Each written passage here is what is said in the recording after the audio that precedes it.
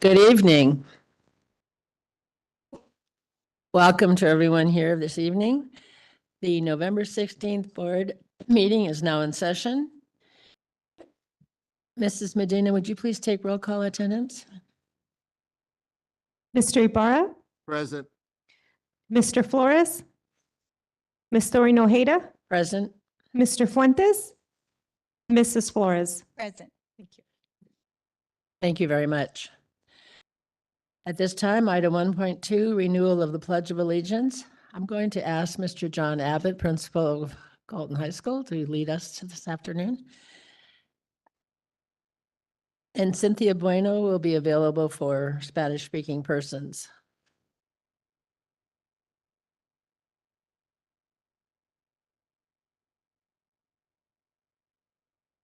I pledge allegiance to the flag of the United States of America and to the republic for which it stands, one nation, under God, indivisible, with liberty and justice for all. Thank you, Mr. Abbott. Last meeting when we had our OTC here and we were recognizing Veterans Day, I had asked Mr. Abbott, not realizing that ROTC was going to do that, and I'm very appreciative and proud of all of our veterans that work for us. So thank you, Mr. Abbott. Cynthia.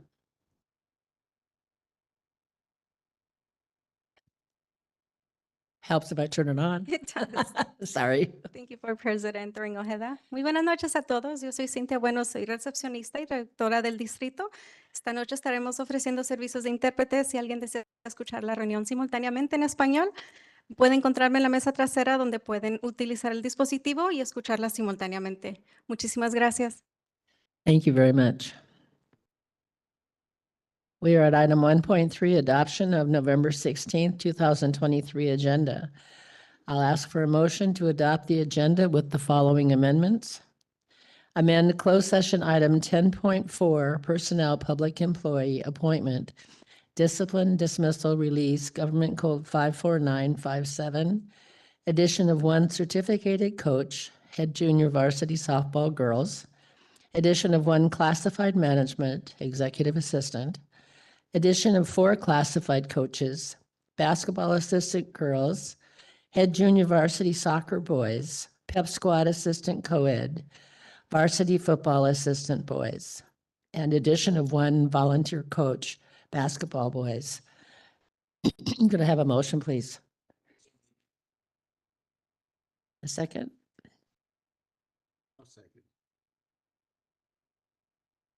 I have a motion by Board Member Dan Flores and seconded by Board Member. Oh, Mr. Fuentes, I'm so sorry. My hearing is too, unfortunately. Okay. Motion by Board Member Fuentes and seconded by Board Member Ibarra to adopt the agenda as recommended. All those in favor say aye. Aye. All those opposed, nay. Any abstentions? So on a motion by Board Member Fuentes and Board Member Ibarra, on a 6-0 vote, I'm sorry, a 5-0 vote, the board adopted the agenda as recommended. Okay. Now to the good part, our students, sorry, not kids. Our school showcase, the Grand Terrace High School. Principal Neighbors, would you please introduce your students? Good evening, Board President Joanne Doreen Ojeda, board members, Dr. Miranda, Superintendent, Executive, Cabinet, family, friends, community members. It is my honor to introduce 2 amazing ASB student presenters, ASB President Alyssa Palayo and ASB Vice President Arifan Ahmed.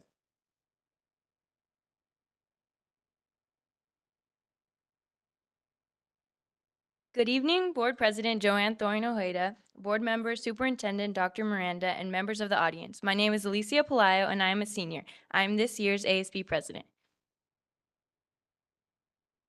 Good evening. My name is Arfan, and I am a junior and this year's ASB Vice President. We're here tonight to proudly present our Grand Terrace High School Showcase. This school year has been off to a great start, and it's been really busy here in Titantown. Here are some of our highlights since our last presentation back in early September. Okay, first we're going to begin with academics. We will elaborate on these events in the next slide.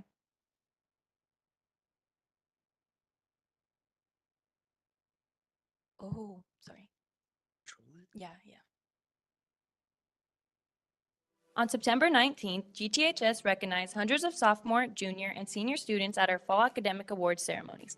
Students were recognized for academic achievements such as GPA improvement, honor roll, principal's honor roll, and Titan Aces. Award recipients were cheered on by family and peers. Following the ceremony, families were encouraged to take photos and celebrate with their Titan scholars.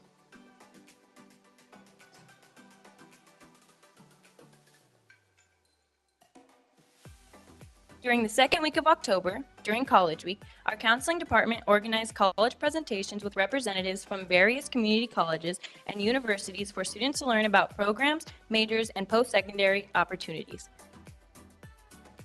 Avid classes created and presented college boards during both lunches and organized a school-wide college door decorating contest to promote post-secondary education. Multilingual students were celebrated for passing all classes with a C or better at the quarter. Multilingual Titans were encouraged to share their language skills for a treat. Titans were also encouraged to download the Duolingo app on their phones to practice learning a world language in their spare time.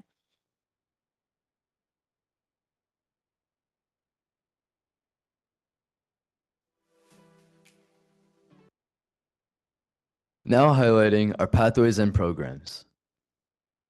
On we have Coffee House a choir concert, the Care Pathway Blood Drive, and the Halloween Engineering Animatronics.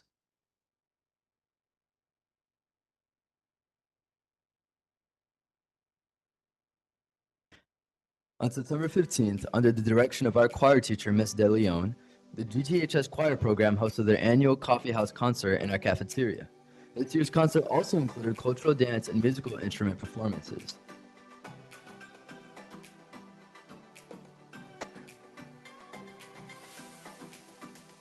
On October 13th, our Care Pathway hosted their first blood drive of the school year. It was a great opportunity for our students to get hands-on learning experience while saving lives via blood donations.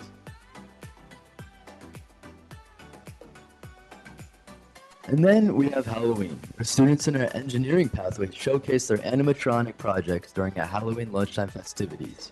We look forward to this annual tradition and seeing the creativity and ingenuity of our engineer students. We have a lot of talented and artistic students in our arts pathway. We are proud to highlight GTHS Arts Academy senior Kamala Martinez for being the 45th annual CJUSD Pencil, Pen, and Brush Poster Award winner. Our Legacy Regiment Marching Band in Color Guard had another great season entertaining crowds and putting on a great field show, bringing some first place trophies, high caption awards, and finishing their season last week in the Southern California Championships. On November 14th, our band program, directed by Robert Ransell, hosted their annual community marching band showcase where the GTHS and BHS band programs had the opportunity to perform their respective shows for each other and their communities as the final statement for their 2023 seasons. It was a great energy and opportunity for cross-district collaboration. Our Link Group program has been busy providing opportunities for freshmen to feel connected and involved on campus. Link Crew has hosted monthly freshman follow-ups, a tailgate, friendship-making bracelets, and acknowledgments of birthdays. ELD and Link Crew leadership students participated in Hispanic Heritage Month at San Bernardino Valley College and had the honor to hear Latino astronaut Jose Hernandez present in person. On November 11th, our Key Club chapter took a bus full of energetic community service-oriented members to Six Flags Magic Mountain for their annual Key Club Regional Fall Rally. Key Club members from all over Southern California joined together to cheer on their districts, auction off their lieutenants for charity, and celebrate their mission of community service. On November 15th, 70 GTHS students from our zoology and marine biology classes visited the San Diego Zoo Safari Park to take part in a Condor Research Lab and Park visit. Participants learned about condors, reasons why they are endangered, and how to genetically sex them using micropipettes and electrophoresis to test blood samples. Students also took a tram ride around the park and visited multiple animal enclosures. It was a great learn by doing opportunity for our students. Now to highlight our athletics. Our fall sports season has officially come to an end. Each sport had a great season and concluded with the senior night recognizing our 12th grade students at their last home game on campus. Volleyball senior night was held on October 5th, and they had a very successful season where they advanced to CIF for the first time in GT history. On October 11th, cross country held its first meet and senior night in our stadium. The meet was a success and well received. Our girls cross country team once again advanced to CIF this year. Girls tennis senior night was held on October 19th after an accomplished season where they advanced to CIF for the very first time in GT history as well. On the day after this, October 20th, our Veterans Night football game took place. Football and cheer formed a tunnel on the field to honor our veterans in our community who have served. Additionally, our Titan Pep Squad hosted their annual Tiny Titans cheer performance during the halftime show. Over 120 Tiny Titans, ranging from the age 4 to middle school, attended a cheer camp to learn a routine and perform in front of our community. Marching band performed their captivating field show during halftime as well, and they were cheered on by students and staff and family members. Our last senior night was held on October 27th, celebrating the success of our football, cheer, legacy regiment, marching band, and color guard. This same day, we also held a breast cancer awareness pink out football game.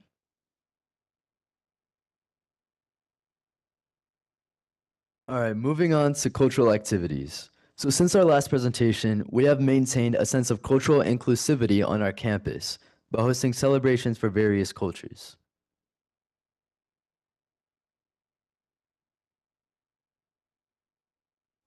On September 15th, the Multicultural Club, in collaboration with the ASB, kicked off National Hispanic Heritage Month with a live banda and free agua frescas.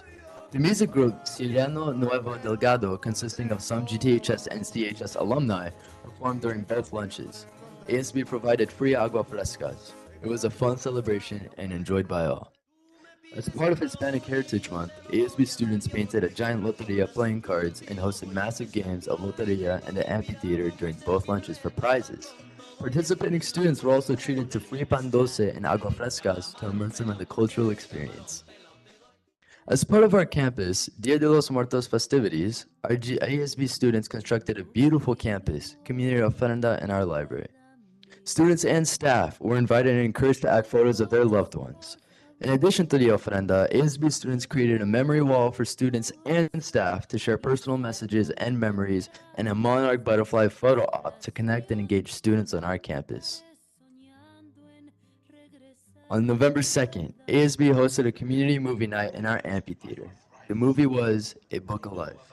It was a great success. We decorated and packed out the whole amphitheater. Clubs sold concessions and vendors sold street tacos.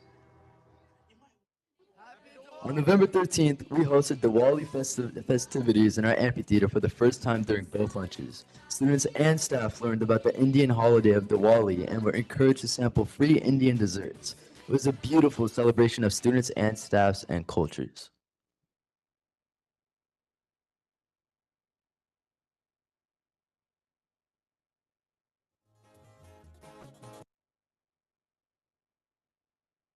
Okay, now we're going to move on to student activities. So here on the screen, we had homecoming, then we had Unity Day, and we also had SOCA Senior. We had Breast Cancer Awareness Day at school where we gave out cotton candy and we had pink drinks. And then we also had a Halloween costume contest, and then we also had our fall festival during our lunches.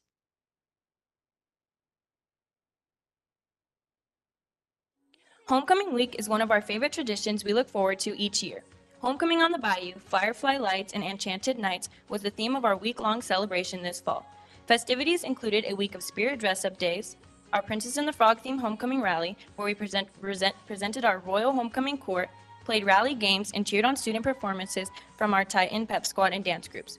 We had a special pre-show at our football game for our male court members, held the recognition and coronation of our female court members during the halftime show, and ended the evening with a homecoming game against Rialto High School.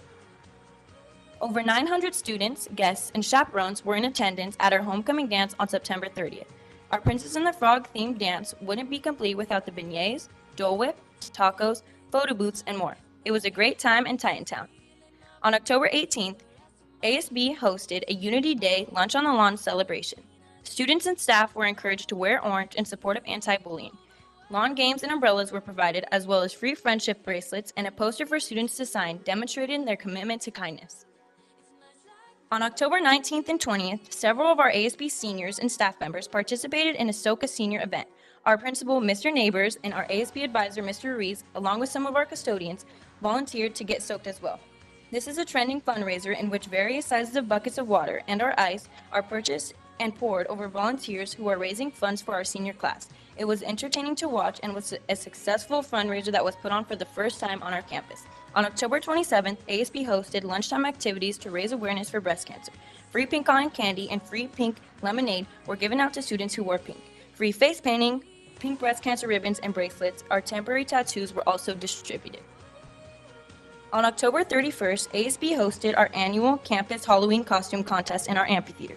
Students and staff participated as they showcased their costumes in one of the 5 categories: scariest, funniest, most adorable, best DIY, and best group duo.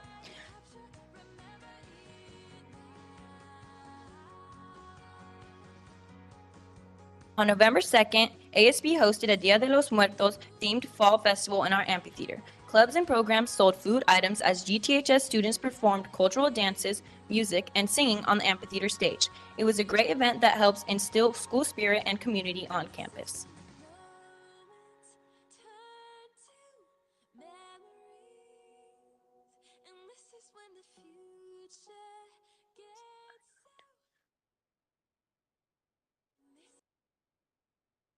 And now lastly, for our upcoming events.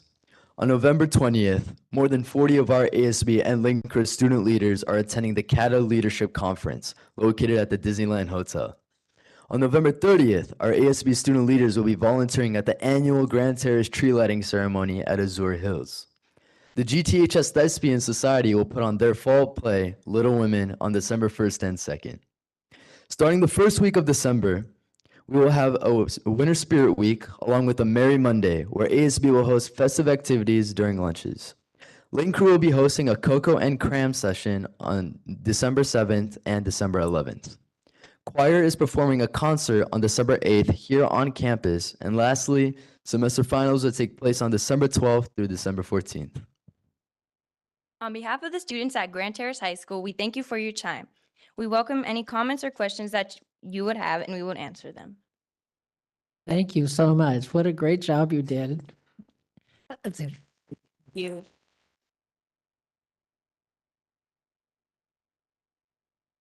As I listen to all the things you did, I think, my goodness, learning is supposed to be fun, but it's really fun in high school these years. So you did a really nice job. Thank you. Is there anyone here? Mr. Fuentes? Great job, Irfan. I hope I said that right. Irfan and Alicia, right? Good job. Great presentation. Every time I go to Grand Terrace, I always have a lot of fun too. So I like to participate, but this time I wasn't able to head out to some of the events.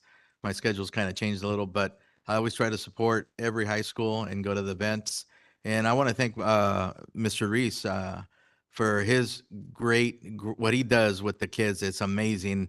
And if you had an opportunity ever to go to the school during those events, it's just amazing to see. It's like I'm going to a fair, and it's just fun. And I know it makes it fun because education is fun. And to go to school, it should be fun. And I know your guys' leadership as ASB students, and I know Mr. Reese will make it fun. And Mr. Neighbors, thank you also for your leadership, for what you do also with the students there at Grand Terrace High School. And once again, I congratulate you for everything you guys did, everything you're doing to make a very spirit-filled, happy education, an opportunity for great education. So once again, thank you. Again, Mr. Reese, Mr. Neighbors, Irfan and Alicia, good job. Thank you. Thank Thank you.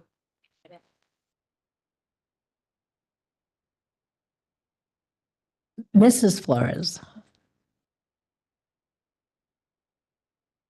I just want to congratulate you for the outstanding presentation tonight. You gave us a glimpse of what goes on at Grand Terrace on a daily basis and your events.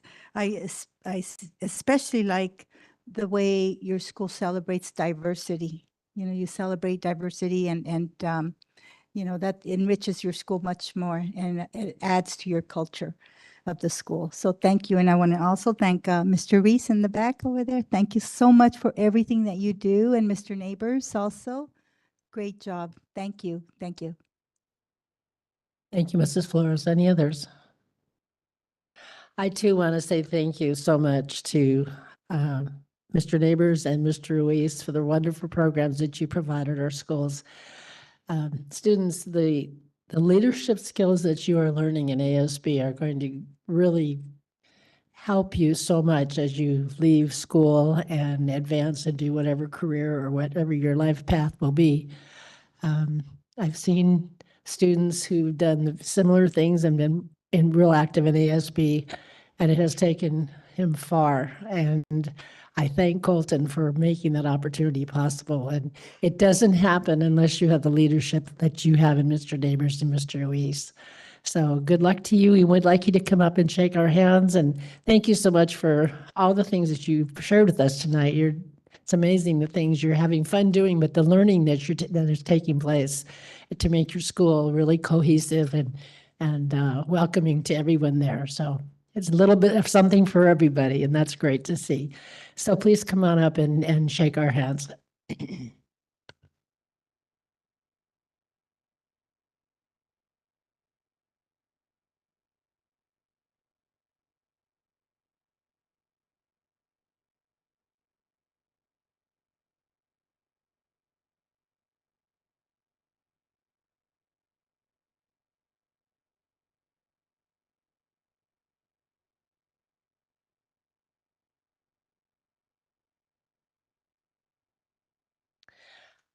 Our next item on the agenda is 3.1 employee recognition, and Director Enciso and Director Cervantes will be doing the presentations.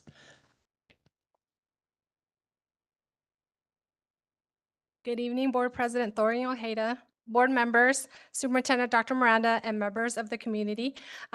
We are honored to announce our educational partner. They were not able to be here. And, you know, the retail business, they got busy, and so they were not able to be here today too. But we want to take this opportunity to really recognize them. And at this time, we would like to call up Rob Pearson, our Director of PPS, to recognize Smart and Final Colton Store 733.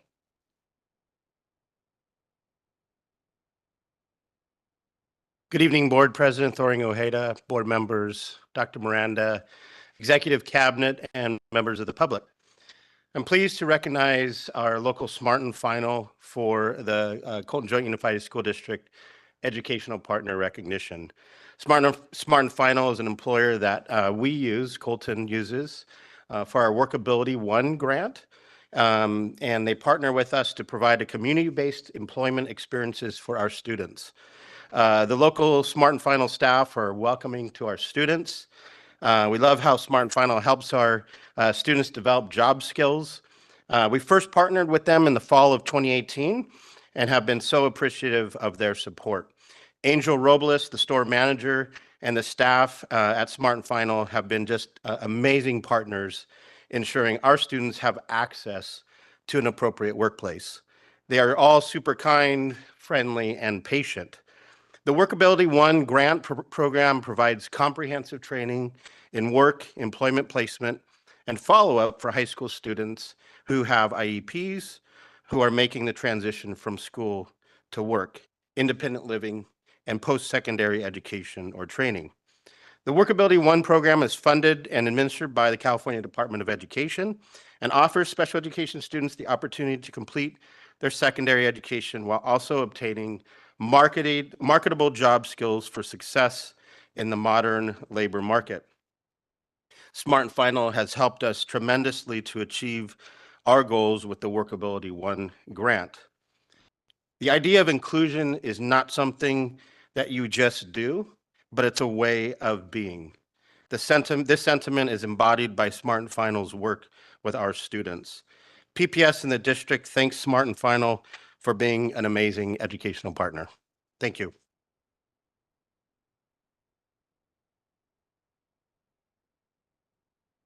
We will accept this award on behalf for Smart and Final, and then we will be mailing out their award, certificate, and plaque. So thank you again to Smart and Final for being an educational partner to Colton Joint Unified School District. Thank you very much. Mr. Flores would like to make a comment. Sure. Quick comment, not a question, so don't worry about needing to rush up to the microphone. I just want to underscore and highlight the workability program. I don't think folks realize or know that this program exists, not only here in the area, but obviously at Colton Joint Unified School District. I've had the privilege of seeing firsthand the workability program, the students that we have in action, if you will, at some of the sites. And we have multiple sites. So again, what this is a program where students that are special needs students, as they're transitioning, and it's that transitional age, we are putting them in actual working programs and businesses, learning real life skills, not only on campus, but on site. They're in the stores. It is an amazing program that I would encourage everybody to learn about. And I'll share that I'm so passionate about this. I spent the afternoon, actually, it's timely. I was with Goodwill Southern California. They had a luncheon today, and many of us know Goodwill as a nonprofit because of the stores, and their stores are awesome. But what you might not know is the stores are really just an opportunity for the people that they serve to work, and they predominantly serve individuals, adults with disabilities. And these folks find careers working with and for Goodwill, and their philosophy is everyone can work, everyone can be productive, no matter the ability or disability you may have. And it's incredible to see, because I think oftentimes we don't realize the breadth and depth of students that we have and the diversity that we have. And there really is something for everybody. So the parents out there that have special needs students, know that you are as much part of our district and as important to us as any program, but it is an amazing program to see. So I would love for us to be able to learn more about it, talk about it, and maybe even highlight it with our new social media expert. I think he's out there doing lots of videos. So I think videos of our workability program in action would be amazing to see. So thank you. Thank you for what you do, Mr. Pearson. Of course, the program's amazing. Thank you, Mr. Flores. Okay, thank you very much. Thank you. Item 3.2, introduction of new management. Assistant Superintendent Dade. Dr. Dade. Good evening, Board President Thorian Ojeda, board members, Superintendent Dr. Miranda, and our members of our audience here and virtually. It is my honor and privilege to introduce our new Nutrition Services Site Supervisor, Monique Evers.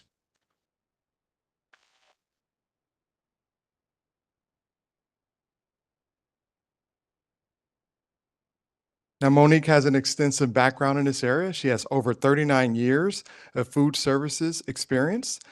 She started at Carl's Jr. as a crew leader. Really? Okay. My favorite sandwich is Charborough Santa Fe chicken sandwich. So great place. We've never had it. You should try it. Then she soon moved over and was hired at Baker's Burgers to become a field support manager.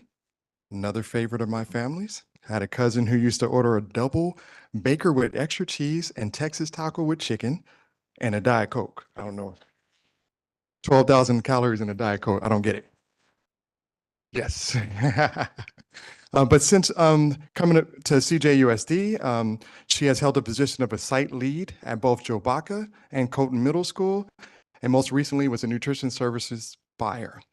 She's also part of our Classified Leadership Academy, and is a dog mom who loves the outdoors and enjoys spending time hiking and taking road trips to new places. What's your favorite place that you've been thus far? So Maui Road to Hana is my Wow. favorite road trip. Do it Okay. every time. Awesome, awesome. Well, one day I'll make it there, so that'd be my favorite too. But we'd like to give you some time to address the board. Good evening, Board President Thoreen Ojeda, board members, President Dr. Miranda, and members of the audience. I would like to thank the board for this opportunity. I'd also like to add that I am part of the classified leadership and I have benefited both on a professional and a personal level. Thank you for investing in me. I want to thank our former director, Eric, along with Victor, Mindy, Heba, and Casey for supporting my growth and also for their leadership. And I also want to thank my family, who's right over there, for their encouragement and my friends. But one final shout out to our nutrition service department as a whole. I feel very privileged to be part of this team.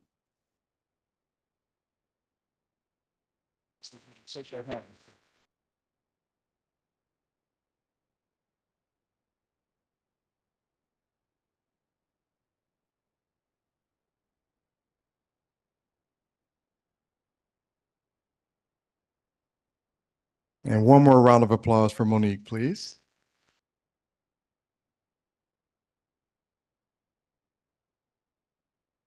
I'm going to Baker's after the board meeting tonight. Thank you, Dr. Dade. Our next item is 3.3, Colton High School Solar Team. Principal Abbott, would you please come and introduce your students? Good evening, Board President Thoreen Ojeda, board members, Superintendent Dr. Miranda, Executive Cabinet, colleagues, families, and friends. I'd ask at this time the Colton High School Solar Boat Team to please come up to the podium with me. And please join us in giving them a round of applause.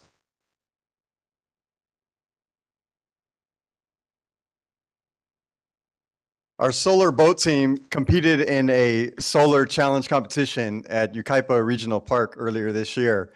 And they built a boat that had solar panels, it's electrical powered, two twin electrical engines with a power bank, and they competed in several runs.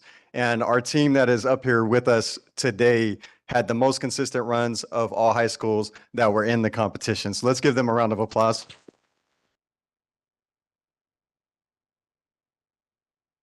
Their teacher, Mr. Heron, could not join us this evening to present them their certificates.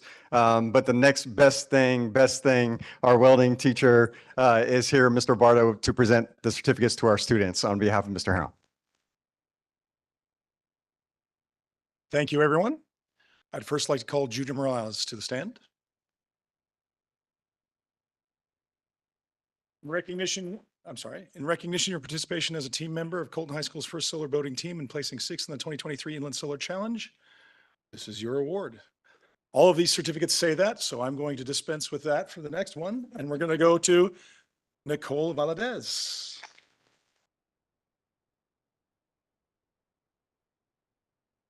Our next recipient is Dylan Miller.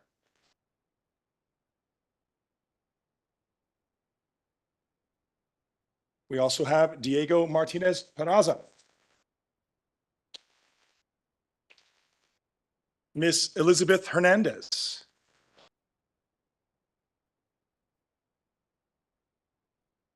Tamara Gallarda.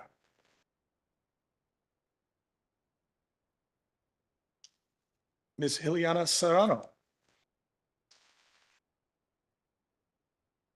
And finally, our skipper, Miss Mia Zamora.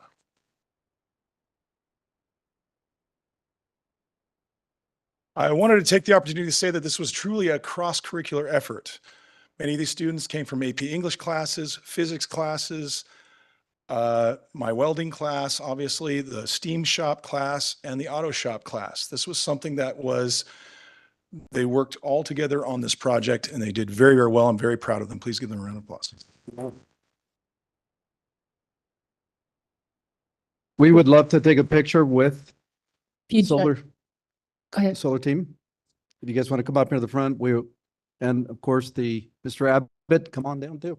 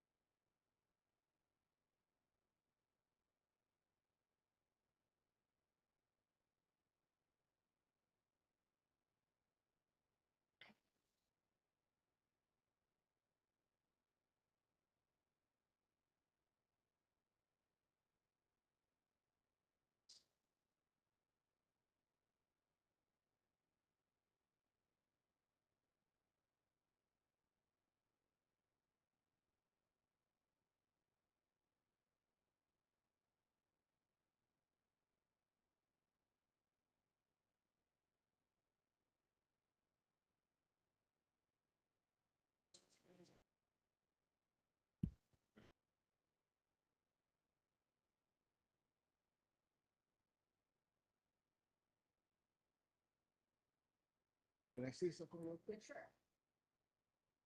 Mr. Ibarra wants to say something. As our students are getting congratulated, I just want to just mention that they're a little bit of a celebrities as well. They've been videotaped. They've been honored at City Hall. They've been noted for the wonderful efforts that they made in order to cross that lake. I've seen the videos where you could see the efforts in your attempt to make sure that you got across. I've heard the stories about how the boat was designed all the way to the last minute before, and they're saying, yeah. So, and your story has gone out to many, many people. So I just want to say, on my behalf, congratulations, wonderful job that you guys did this. I know that you've encouraged a lot of other teams, because I get an opportunity to talk to the board members from Redlands and Yucaipa, and they're really, really trying to push so that they can take you guys on. And Elena knows what I'm talking about back there, because she hears it too. And she goes, no way, no way. No, not Colton. So just want to say thank you for all your efforts.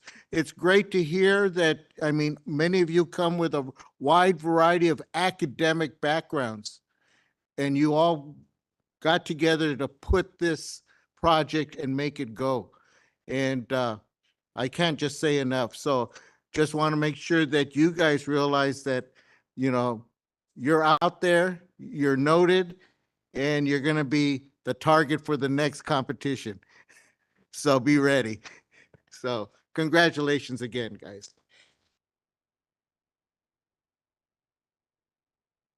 Thank you, Mr. Ibarra.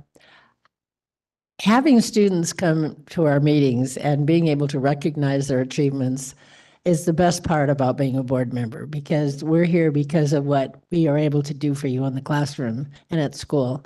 And it's really exciting for us to see that, because we don't all get out to the schools like we would like to.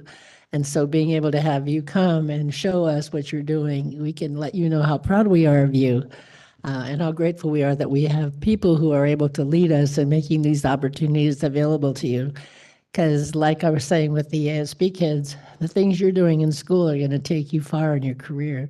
You have experiences here that a lot of kids don't have that will give you an edge up when you get into the employment field and being able to do these kinds of activities. Oh, I've done that, and help you in your job in the future.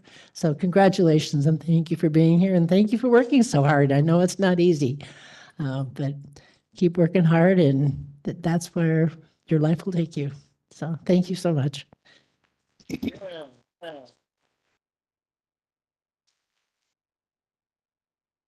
Okay, we are going to move on to item 4.1, announcement regarding public comment for items on the agenda and items not on the agenda. Government Code 54954.3A. For public comment, each speaker will be invited to the podium and should begin by stating his or her name and residing city. Board Bylaw 9323 states that individual speakers shall be allowed 3 minutes to address the board on each agenda or non-agenda item. The board shall limit the total time for public input on each item to 15 minutes. With board consent, the president may increase or decrease the time allowed for public presentation, depending on the topic and the number of persons wishing to be heard. The president may take a poll of speakers for or against a particular issue and may ask that additional persons speak only if they have something new to add.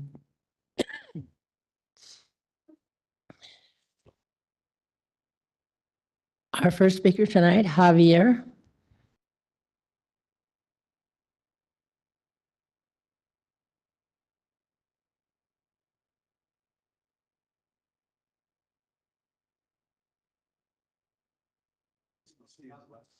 Hmm?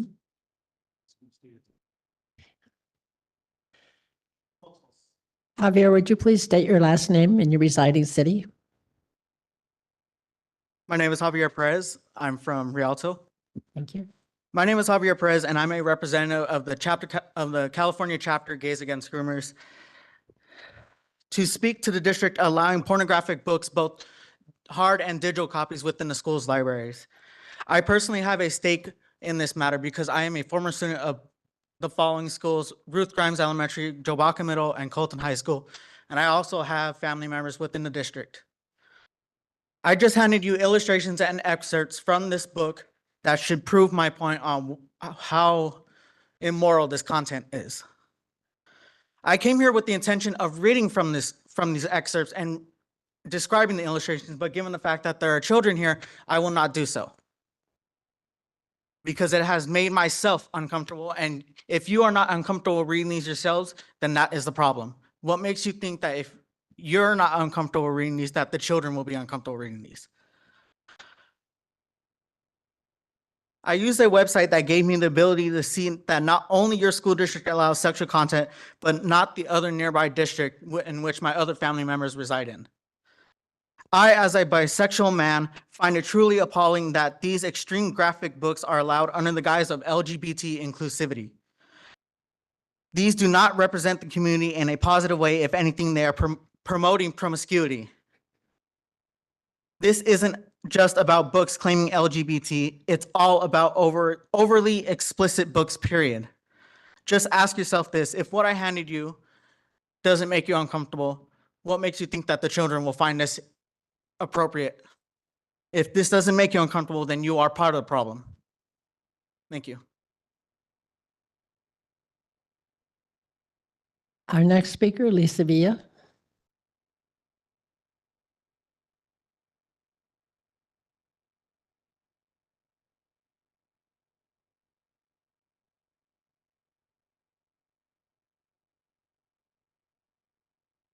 Good evening. My name is Lisa Villa, and I reside in Colton. I'm probably going to cut into my time because you said some things that triggered me. You said that you like people to see the things, the achievements of kids and what they do and honor them. And again, my son has never been invited to come here. He was the Ken Hubs nominee, and he's clearly not important to you. This past June, I was put on administrative leave for saving seats for my son's graduation, which blew my mind because myself and many people in our district do this on a regular basis. I was disciplined immediately, but you're gonna let $44,000 slide. I just can't get over it. There have been so many injustices that have been done to me and my family, but I knew that would come along with speaking up for my community because retribution and vindictiveness is allowed in this district. But I'm going to continue to give you the facts and be transparent. I have nothing to hide. While I have many years of incidents, events, and situations to catch you up on, it seems like we are never going to be able to catch up because new situations continuously arise in my life. Last Thursday, my longtime coworker was in a horrible accident. I look out for him daily, like any of us should do. I get him breakfast regularly because he drives from Coachella Valley on a daily basis. I was heartbroken, but thankful that he was alive. You know, I was the one and only security at Colton Middle School, all alone on Friday with 900 students. I watched 900 middle schoolers, which is no easy task, but I did it.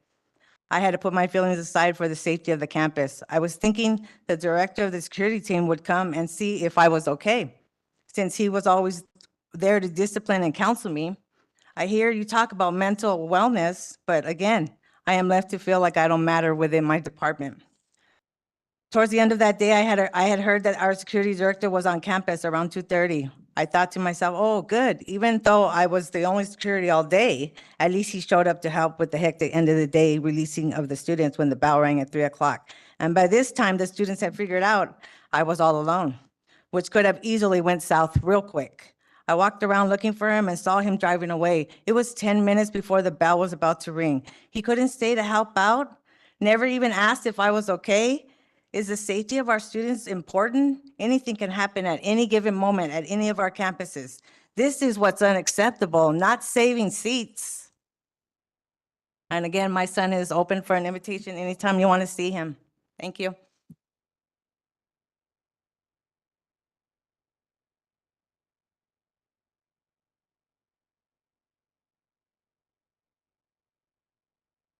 Our next item, administrative presentations, 5.1, District English Language Advisory Committee, DLAC, needs assessment.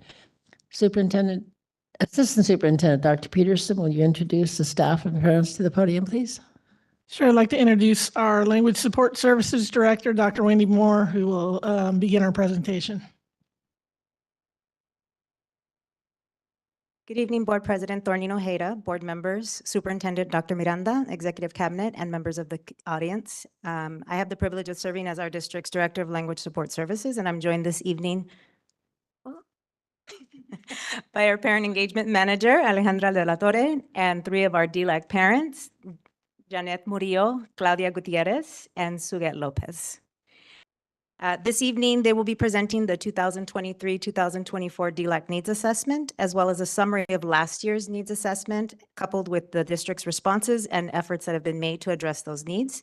So I'll start by handing it over to Claudia Gutierrez, who will begin our presentation with an overview of last year's requests and responses.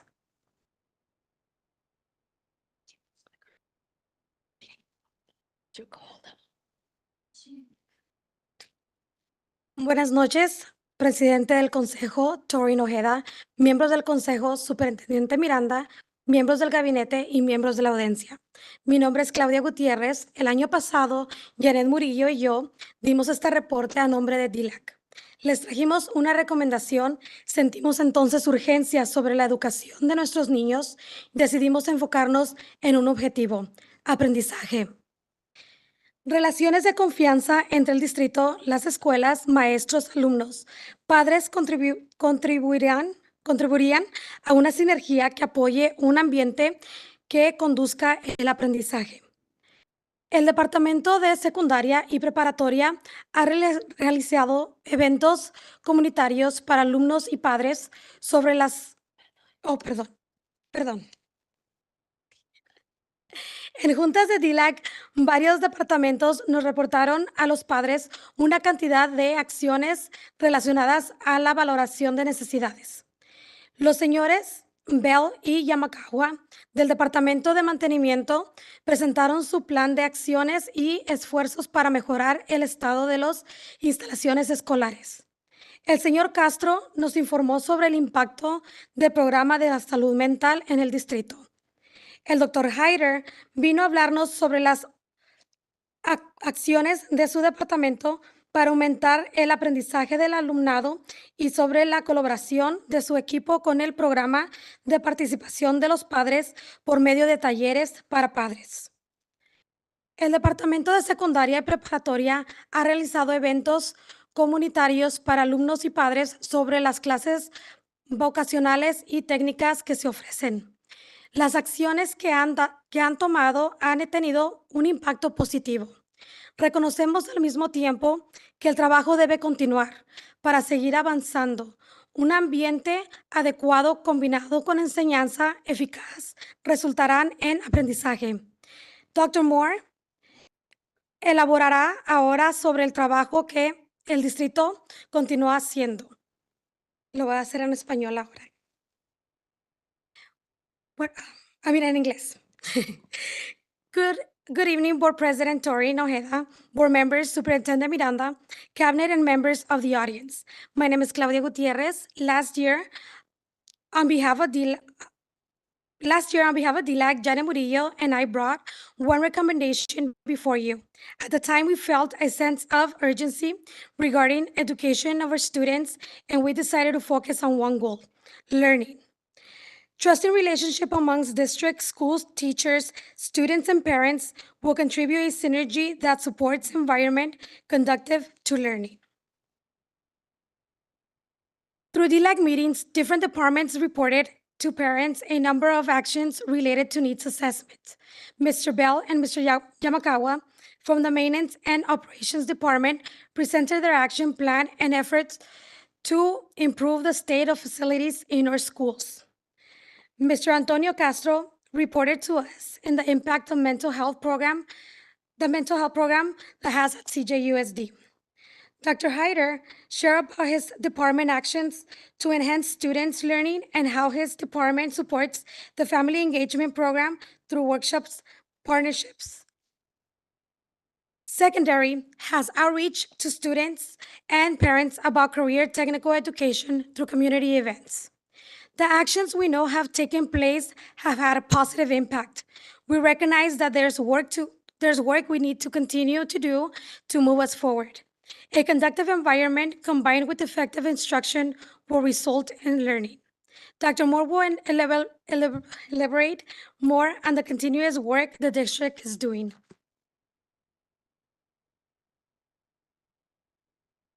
Thank you, Claudia. As Claudia mentioned, parents of our multilingual English learners expressed a clear desire to see improved academic outcomes for their children.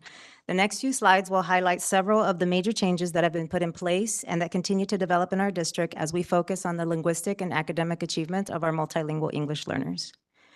The four main areas of, I think you gotta go back. One more. Thank you. The four main areas of focus are indicated here: professional learning, followed by in-class support, intentional and focused lesson planning, and lastly, systematic feedback via the classroom walkthrough tool. I'll begin with professional learning. In partnership with CABE, the California Association of Bilingual Educators, our Ed Services Department has arranged for every teacher in our district to receive 5 hours of training on integrated ELD and 4 hours of training on designated ELD. The training is focused on lesson planning, developing language objectives, implementing effective ELD strategies, and differentiation. As we know, effective professional learning must provide opportunities to engage in collaboration and reflection.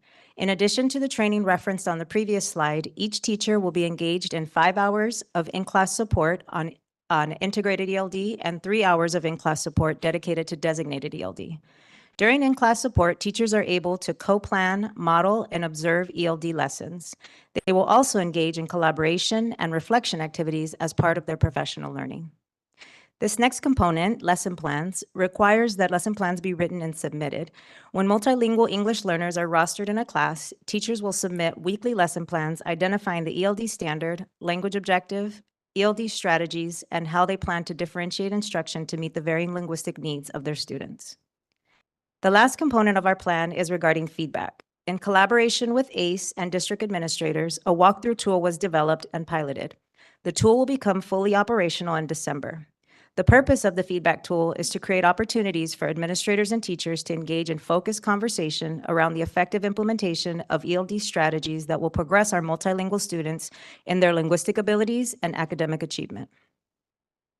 In summary, our goal is to ensure that adequate and appropriate services are being provided to our multilingual students, increase teacher capacity to provide those services, and ensure that we have procedures in place to systematically evaluate the effectiveness of CJUSD's EL programs and services. We've done a significant amount of work this past year and plan to continue the efforts in the upcoming years. That work will require that we systematically evaluate our programs and engage in regular collaboration with all of our community partners. The very nature of a needs assessment is to point out areas of need, and we recognize that there's still yet work to be done. With that being said, we'll move forward into this year's needs assessment, and I'll start with an overview of our district's multilingual student population. Currently in our district, we serve 3,412 English learners who speak more than 25 different languages. Students' English language proficiency ranks from 1 to 4 based on their LPAC scores. You can see that students are fairly distributed within with the exception of level 4 due to the fact that's typically when students reclassify. We have 373 long-term English learners and 593 students at risk of becoming long-term English learners. We currently serve 121 newcomers, and our department works closely with mental health to ensure that those students are receiving services specific to their needs. I'd like to introduce Janet Murillo and Suget Lopez, who will be presenting the 2023-2024 DLAC Needs Assessment.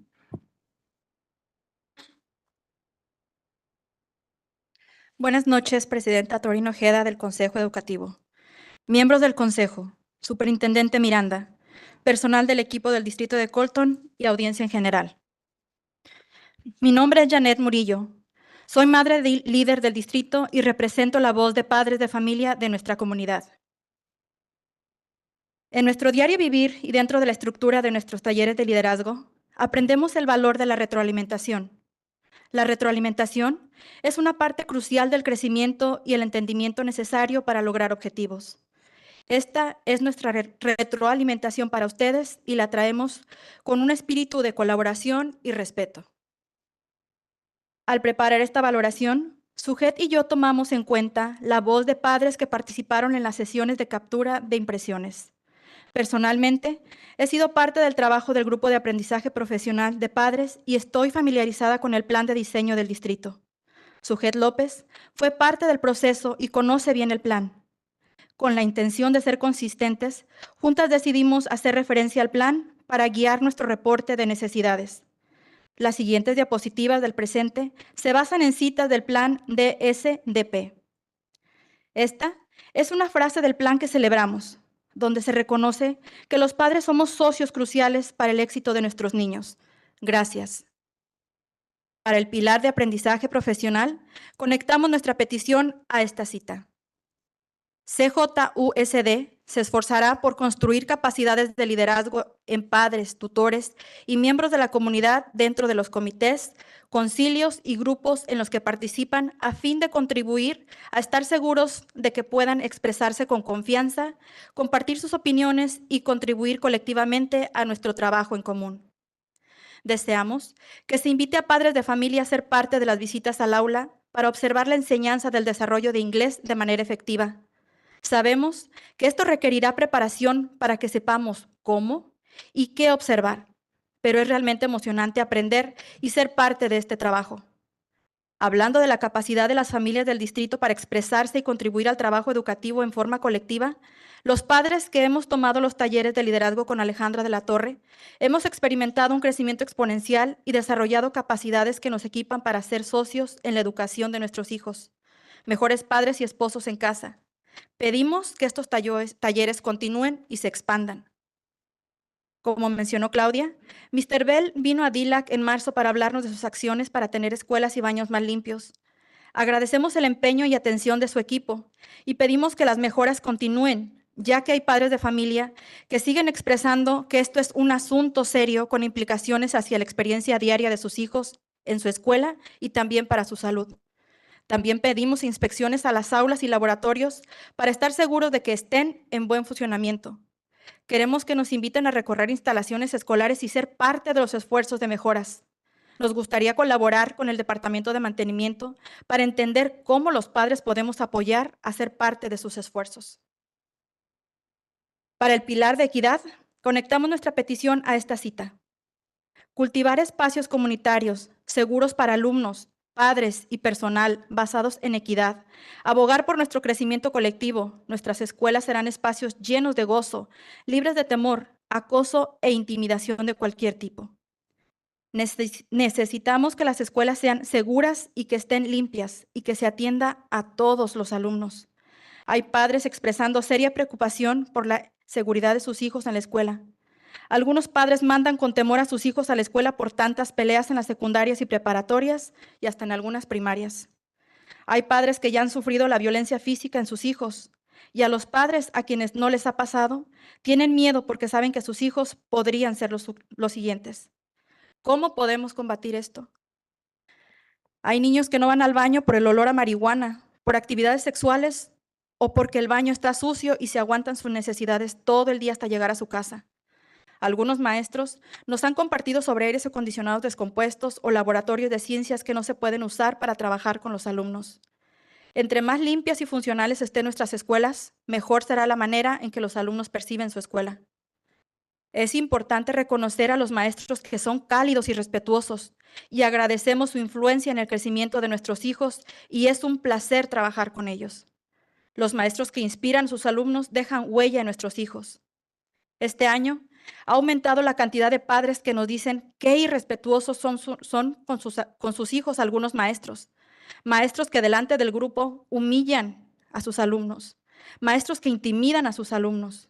También es nuestro deber representar las voces de esos padres cuyos hijos han sufrido maltrato por parte de sus maestros.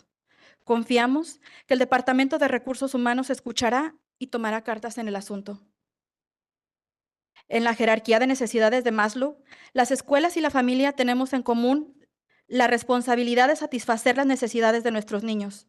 Noten que las necesidades fisiológicas y de seguridad son fundamentales para nuestros niños.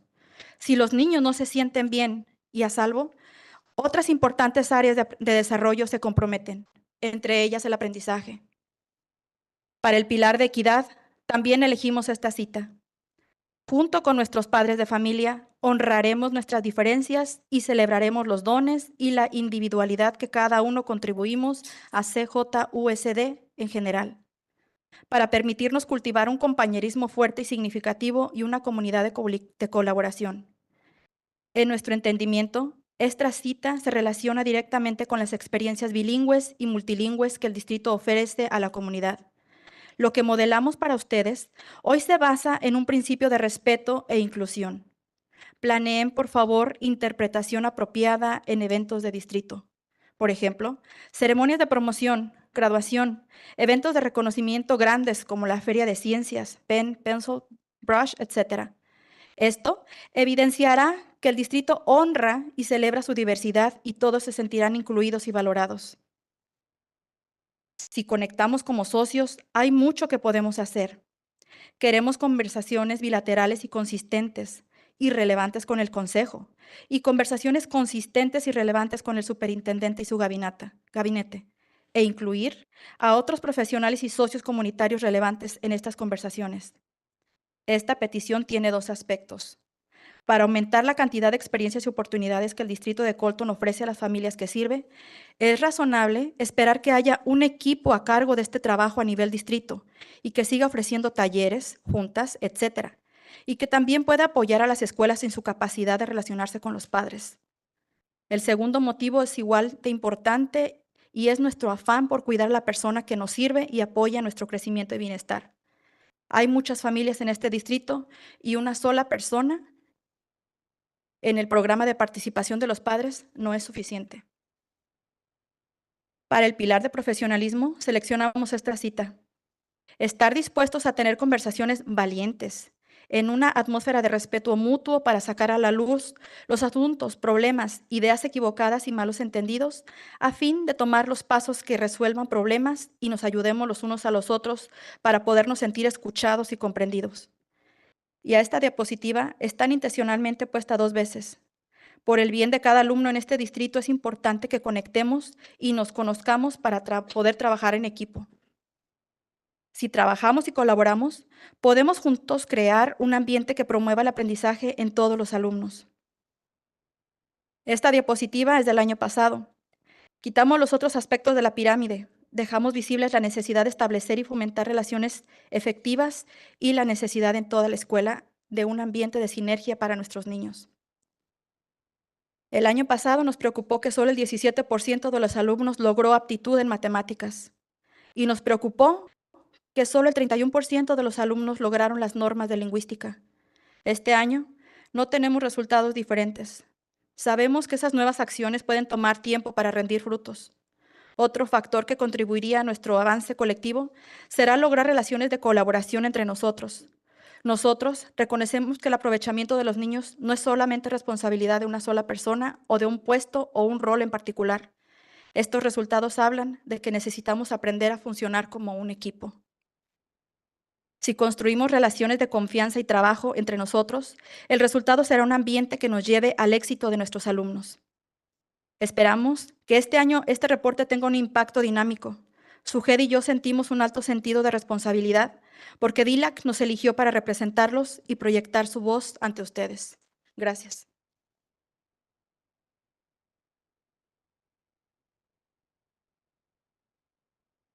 Good evening, Board Member President Thorin Ojeda, Board Members, Superintendent Miranda, and the rest of the CJUSD team and audience.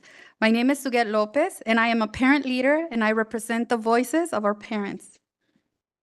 In our daily lives and within the structure of our parent leadership workshops, we learn about the value of feedback. Feedback is a crucial part of growth and understanding necessary to achieve goals. We are here today to respectfully provide you with our collective feedback in a spirit of collaboration. As we work to develop this needs assessment, Janet and I captured the voices of the parents who participated in the input sessions. I actively took part in the DSDP development. Furthermore, Janet and I have been involved in the professional learning parent group, and we are very familiar with the plan. We both decided that referring to the plan as we give this DLAC needs assessment report will make sense for consistency.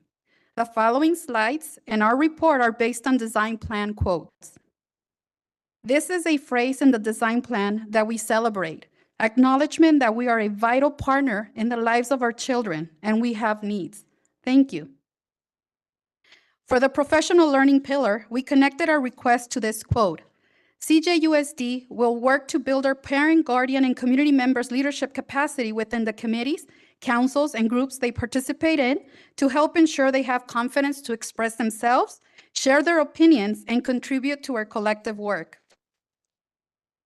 We would like an open invitation to families to join classroom visits to observe effective ELD instruction. We know this will require some preparation to learn what to look for, but this is really exciting to learn and be part of. Speaking of building the capacity of families to voice their ideas and needs and to contribute to our collective work, parents who have taken the parent leadership workshops with Alejandra de la Torre have experienced exponential growth and enhanced skills to be partners in the education of our children and better parents and spouses at home. We ask that you continue and expand the parent leadership program. As Claudia mentioned, Mr. Bell and Mr. Yamakawa reported about their actions to have cleaner schools and restrooms.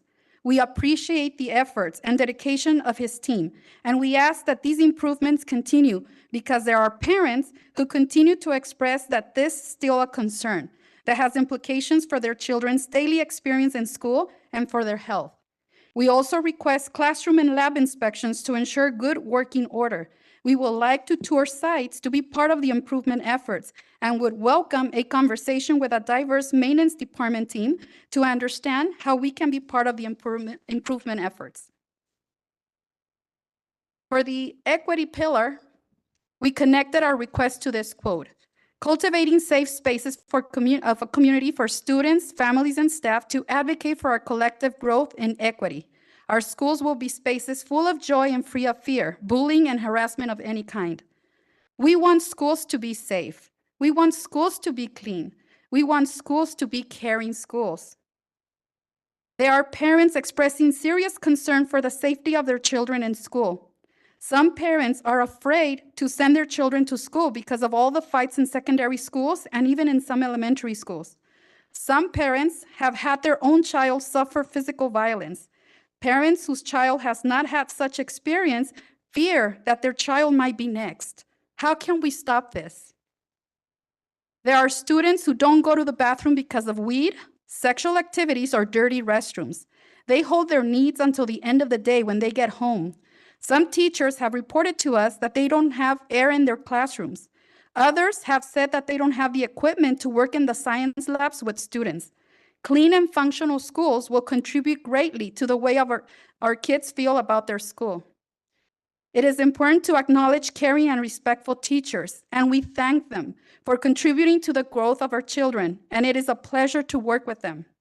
Teachers who inspire their students leave a positive mark for a lifetime.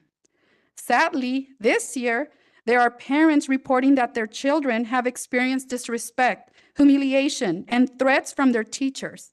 As you may understand, it is also our duty to represent those voices. We trust that the Human Resource Department will listen and take appropriate actions. According to Maslow's hierarchy of needs, the schools and us share opportunities to meet the needs of our children. Notice that the physiological needs of our kids and the safety needs of our children are basic. And if our kids don't feel well and safe, other important areas of their development as human beings can suffer, and this includes their ability to learn. For the equity pillar, we also have this quote. Together with our families, we will honor our differences and celebrate the gifts and uniqueness we each bring to the greater CJUSD, allowing us to cultivate a strong and meaningful partnership and collaborative community. In our understanding, this relates directly to providing bilingual and multilingual experiences to our community. What we are modeling here for you today is based on a principle of respect and inclusion. Please plan for appropriate language interpretation at district-wide events such as the end-of-year promotion and graduation ceremonies, large recognition events such as science fair, pen, pencil, brush, etc. This will evidence that the district honors and celebrates the diversity within CJUSD, and everyone will feel included and valued. If we connect as partners, there's so much that we can do.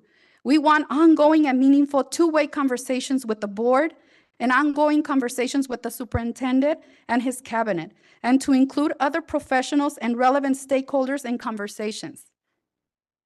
This request is twofold. In order to increase the experiences and opportunities that CJUSD offers to our community, it is reasonable to expect a dedicated team to do this work at district level through workshops, meetings, etc., as well as supporting the schools and their relationship building with families.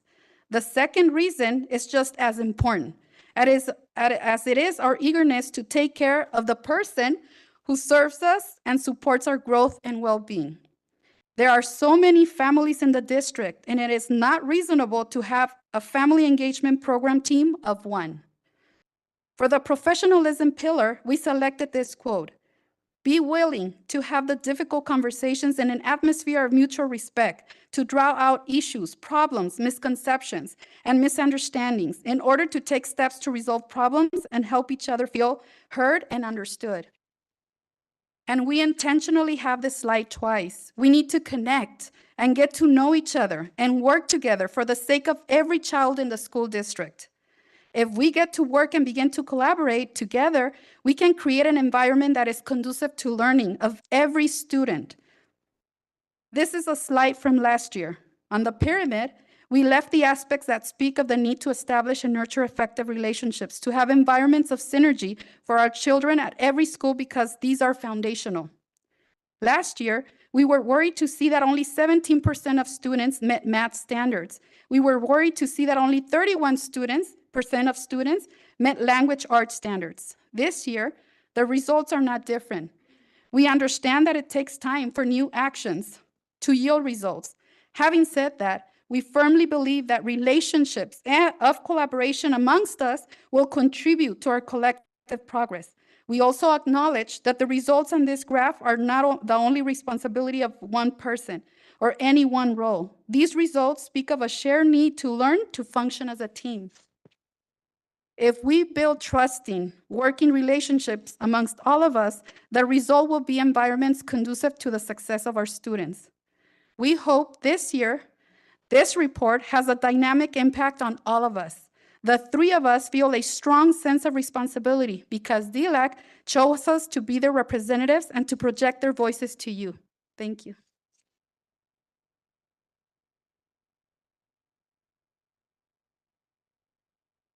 Thank you for your time this evening. We welcome any comments or questions that the board might have. Thank you very much for the presentation. Do we have any comments? Mrs. Flores? Okay. Well, first of all, I would like to thank you for the presentation. I was taking notes as you were going along. Gracias por su presentación. Aquí estuve tomando notas. There's some key words that are loud and clear, and we hear your words. We hear that you want to have a collaborative relationship. You want to connect. Those are, I think throughout your presentation, I felt that was what I was hearing. Que ustedes quieren lo que escuché es que quieren estar conectados con el distrito y colaborar. I could not agree more. Yo absolutamente creo eso. I go to the DLAC meetings, and when I leave, I feel energized. Cuando voy a sus juntas, me siento con mucha energía. I love the interaction that Alejandra has with the group. There's always 30 to 40 parents at least, if not more sometimes. So we want to encourage that. Muchas veces vemos como 30, 40 padres de familia y queremos que siga eso. Okay, we want to encourage the growth of this committee to continue that way. I also want to emphasize that absolutely you have a voice. You have a voice in this district, because if it weren't for you being here, we wouldn't have the communication. We will, as a district, do better and get better on that, so that we have those connections. So I just want to, I want you to leave today knowing that you are valued. Quiero que sepan que ahora si salen por estas puertas, ahora que los valoramos, that we hear you and that we are committed to working together. So thank you so much for your presentation, and we'll continue working. I also want to add that I'm very impressed with the presentation, as I am every year. But this year, one thing that you did do different is you aligned it to the design plan, and then the quotes that you pulled from the design plan that apply to you as parents is very meaningful. So it really helps us to stay on track and stay on target, and that way we have a clear communication. Okay, so with that, thank you. Thank you, Mrs. Flores. Mr. Ibarra? Thank you, Joanne. First of all, I also want to thank you ladies for great presentation. It's obvious that you put a lot of time and effort in putting this together, and we really appreciate it as a board. Second, too, I just want to let you know that we are your representatives. We're here to help make our district run, and we always will welcome any individual, any person who wants to assist us in doing that. You are our eyes and ears out on our district. You're there on a regular basis. You probably have children that go to our schools, and they're here. And because of that, I had children too, and that made me more visible everywhere. I saw a lot of things during that period of time. So at this time, you ladies are visible. You're out there, you're looking, you're seeing, and I truly appreciate, and I think we do too, that all the feedback that you're giving us, the concerns, your concerns are our concerns. And I think that because we need to continue working, it's a work in progress. We're always working toward trying to make things better for all our students. But there were some concerns that you did highlight that cannot continue going on.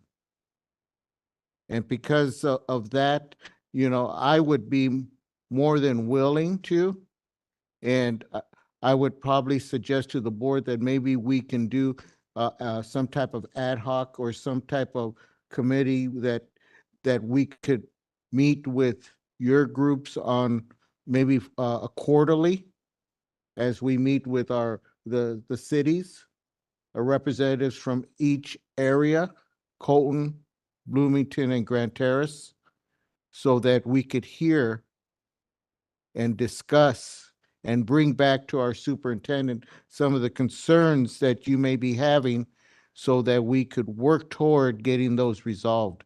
Because I think that that's going to be something that's going to be important for us to do, definitely important, because it's about our children, about them getting a safe education, and that's what we want.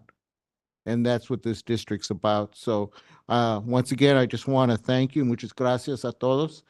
And for bringing this forward to us. And I will suggest it to our board members that we start discussing the possibility of putting some type of committee together of 3 representatives from each area, so that we can maybe plan meetings, so that we could meet with you officially and to discuss some of these concerns.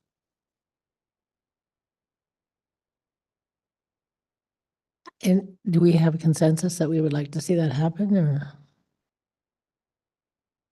I would definitely give consensus to that. Okay. Dr. Miranda, would you kind of look into what we could do that? I have, do you have any more comments? Okay. I do have, I took many years of Spanish in school, but it was a long time ago. I missed 2/3 of the presentation because I didn't understand all of what was being said. Is there a way that I could get it in written forms in English so I can understand it? Because I don't understand a lot of the concerns. I am surprised that we have schools, classrooms that don't have air conditioning. So my understanding is we have all of our classes. And do we have a system in place that when there is a concern, parents can let us know that we can address that right away? So that the kids aren't going home and telling them every day, we don't have this, we don't have that, when we understand that they have all that. But I would really appreciate it if I could have what was being said in Spanish so that I can read it and understand the concerns, because I really don't know right now what they were saying. We actually, if I can respond to that, we actually, well, the presentation's in English too. And actually, we've actually had several meetings with the committee already. And we'd be more than happy to provide that to the entire board as an update to those issues that were brought up. The specific issues of the air conditioning, the lab, those have been addressed already. We'll provide an update. We put more correspondence. So we'll definitely provide an update on that. We can get that. I would appreciate that. So over the last month, I've had several conversations. Sorry, I didn't mean to cut you off, Suget. Yeah. Apologize. And Dr. Peterson has met with the group. I attended the DLAC meeting recently. And so we're in communication. We actually, I'll let the board know that we actually have quarterly meetings set up coming up here with the group too. We just let them inform with executive cabinet so we can hear the concerns, because ultimately what's going to happen, those concerns are going to come to executive cabinet for us to address. So we have those in place. However, if the board wants to, for me and directs me to have set up quarterly meetings with a bridge committee of some sort with a representative, I'd be more than happy to work on that too. Are the problems that they're having completely separate from other children, or would we have other children that parents may have concerns too? Are we going to include them in any of this, or are we going to have will they have an area to address their concerns too if we're doing it for one specific group? Would they be invited to that? Can any parent be part of that then? Is that what, are we just directing only for DLAC parents? From my understanding right here, what I'm hearing you say is that it's specific to this group, but we can certainly invite other parents. I think it would be good to invite any parent that has a concern, because if you have a concern about a certain restroom or a certain air conditioning unit, we may have other parents, and I would not want to separate anyone out, to make sure that everyone has access to that meeting so we can address any issues that we're having on any campus. Yeah, and we do have a district parent advisory committee already set up. So every parent's welcome to that, not just our DLAC parents. We also have our APAC committee. So, and say that, help me, Dr. Peterson there, because you're saying something. We also have our LCAP parent committee as well. Our LCAP, Right. so we have, We have a parent group for everybody. This is one we have ELAC, we have many different parent groups, but we're taking it a step further for this group. And I'm saying if we're doing it for one group, we need to include everyone. we have So school site councils at every school site.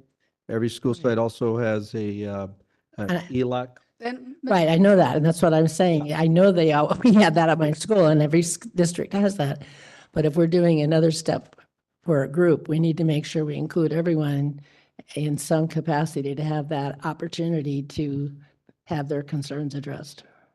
I'm sorry, may I address real quick? Just wanted to clarify, sorry, it wasn't made clear, but what Janet shared in Spanish, I shared in English. But we'd be happy to share exactly, it was a translation. We were modeling interpretation. And so whatever she shared in Spanish, I shared it in English. And we'd be happy to share the script in English. All right, Thank thank you. Thank you, Suget. Sorry about that.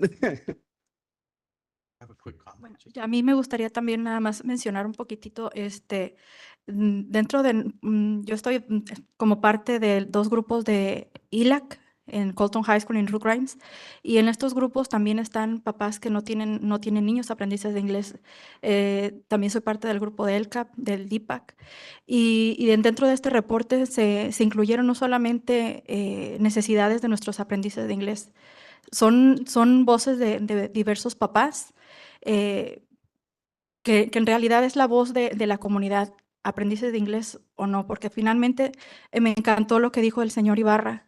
Ustedes están para servir ¿cómo dijo? A los papás, son representantes de los papás, pero nosotros en realidad somos representantes de ellos. Entonces, diciendo esto, no solamente son de los aprendices de inglés, somos de todos, y es yo creo que una necesidad común, y nos encanta que ya esté abierta la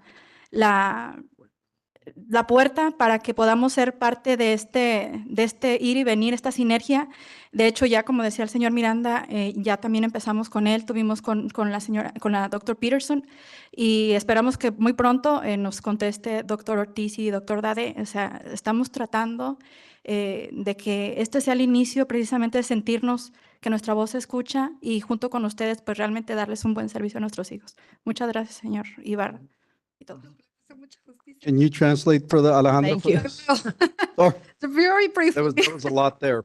Yes, Janet was just sharing that many of us don't only participate in ELAC or DLAC, but also other parent groups. So what we are presenting for you today is the voices of various parents from various groups, not just ELAC or DLAC, and also that we were very happy to hear Mr. Ibarra's idea of coming together with us to have conversations. We in fact are very excited with the fact that we've already began those conversations with the superintendent and his team. And we're looking forward to, we just emailed Dr. Dade and Mr. Ortiz requesting a meeting. And so we're looking forward to that, and with you all as well. Thank you. Okay, can I ask one more question, just for clarification for me? You said everything you said in English was what one of the ladies that said, but the other one, did you include that as well? Claudia did her presentation in Spanish and English. She interpreted for herself. Okay, Yeah. thank you. It was just a recap of last year's needs assessment. Okay, right, thank you. Okay, Mr. Fuentes has a comment? Un comentario rapidito. Les quiero agradecer por venir esta tarde a presentar esta presentación. Como han escuchado la plática que tenemos aquí presente, ya hemos estado trabajando. Yo creo que el superintendente ya está escuchando. Hemos escuchado, como dice en inglés, it takes a village. Y sin la participación de los padres, a veces no podemos. Entonces, como equipo, vamos a trabajar juntos para poder hacer éxito, para que sus hijos tengan éxito. Yo tengo hijas en el distrito. Este año se gradúa una de ellas. Ya se graduó una de ellas ya hace 2 años. Pero yo les agradezco de todo corazón. Estamos escuchando cada cosa que ustedes presentaron, porque a mí una vez me tocó hacer esa misma presentación. I just wanted to congratulate them for coming this evening and just letting them know that it does take a village for us to educate a child, for us to team up as a team. We are listening, as I know Dr. Miranda has already been talking and sharing things with you. And we are listening. So know that we're here for you. We're here to work together so that your child has that education, quality of education that they need, so that they feel safe in their schools, that when they go to school, they're fed. There's many things that this intakes. So les agradezco de nuevo. Muchas gracias. Good night. Thank you, Mr. Fuentes. Mr. Ibarra. Thank you, Joanne. My question is to our superintendent. The committee shared quite a few concerns with us, issues that are ongoing in our campuses. And, some of them we know about, some of them, I'm surprised to hear that they're continuing to go on. My question is basically, what is the district doing to resolve these? When are we as a board going to get the information about all these issues? And how are we working on making sure that it doesn't happen? You know, marijuana in our bathrooms. Just as an example, you know, that's unacceptable. So I would like, with hopefully the board also will agree with me, that we get some kind of report on all these issues that were presented here tonight, and how the board, how will the district resolve those issues? What's the plan for each one of those issues, so that we could work toward helping our parents, our students, uh, feel safer in our schools. So if you can do that for us, and get that to us in correspondence or in some other manner, I would like to have that done. Absolutely. We take all the comments and to heart. And like I said, we've been meeting for the last month or so with the DLAC, and not just DLAC, but with the other parents. I've been attended DPAC meetings. We've attended the APAC meetings. So we have numerous number of groups out there that we meet with. Tina meets with our LCAP committee parents. So we take those to heart. And as soon as we heard of some of the concerns, we followed up immediately with those concerns, and we've provided updates and board correspondence. We'll continue to do that. And I've asked the team, I've asked Dr. Peterson and Dr. Moore for quarterly updates and executive cabinet on where we're going with the needs assessment, so that we do not wait a year to find out where we're going. So, and those will be provided to the board. Tonight, we are going to be presenting also, in addition to follow up on this, to piggyback off this, is the design plan update, where you're going to hear a lot of the work that's happening that addresses, I believe, culturally, a lot of these issues that you hear about. So again, be more than happy to provide an update to the board, and especially on a quarter. We can't wait for the end of the year. We got to wait at least quarterly. And last thing I'll say again is I'm committed, and the executive cabinet is committed, attending all the meetings. I was there, and I'm happy. Thank you for making time for me to present a update to the DLAC. And I'm going to do that not just for DLAC, but also for DPAC, for APAC, you know, and that's a lot of, but that's what we need to do. So it's a collective effort, and that's what I'm committed. And we'll be spending a lot of nights, team, working with our parents. I have one last comment. First of all, thank you very much for being here. As an elementary retired principal, school safety and cleanliness is certainly as important to us at our school as instructional program. And I know it is important to all of us. And I'm very pleased to hear that we're addressing, and I know we have in the past, but if we have a system in place that we can address it more quickly, or we can at least be advised as to what's really happening, and maybe there's something that we as a board need to do to help enforce some of the things that need to happen. So thank you so much for being here tonight. I'm sorry I misunderstood. I probably didn't hear everything you said, and it's my problem. But so now thank you for the clarification of that. And I will look at that when I get the English translation for me. So thank you. And I appreciate you being here. Thank you, Mrs. Moore. Yeah,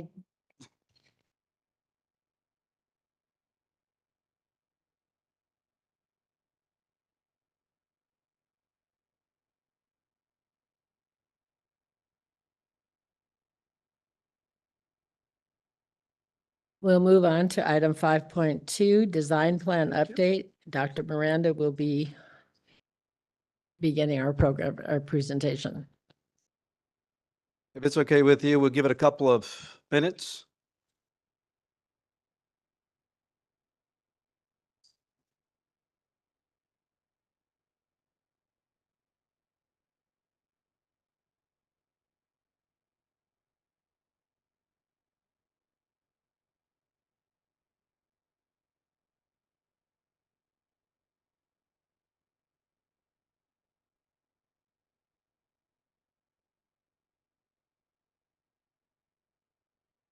All right.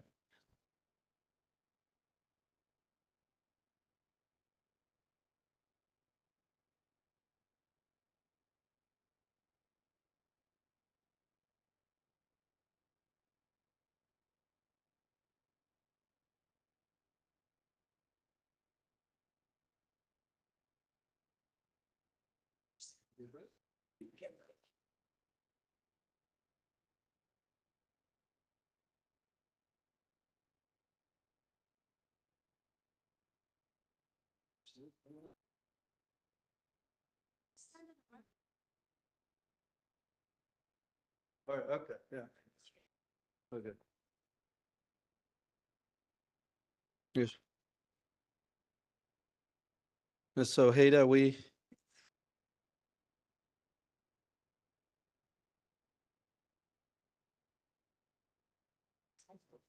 we're ready when you are. All right.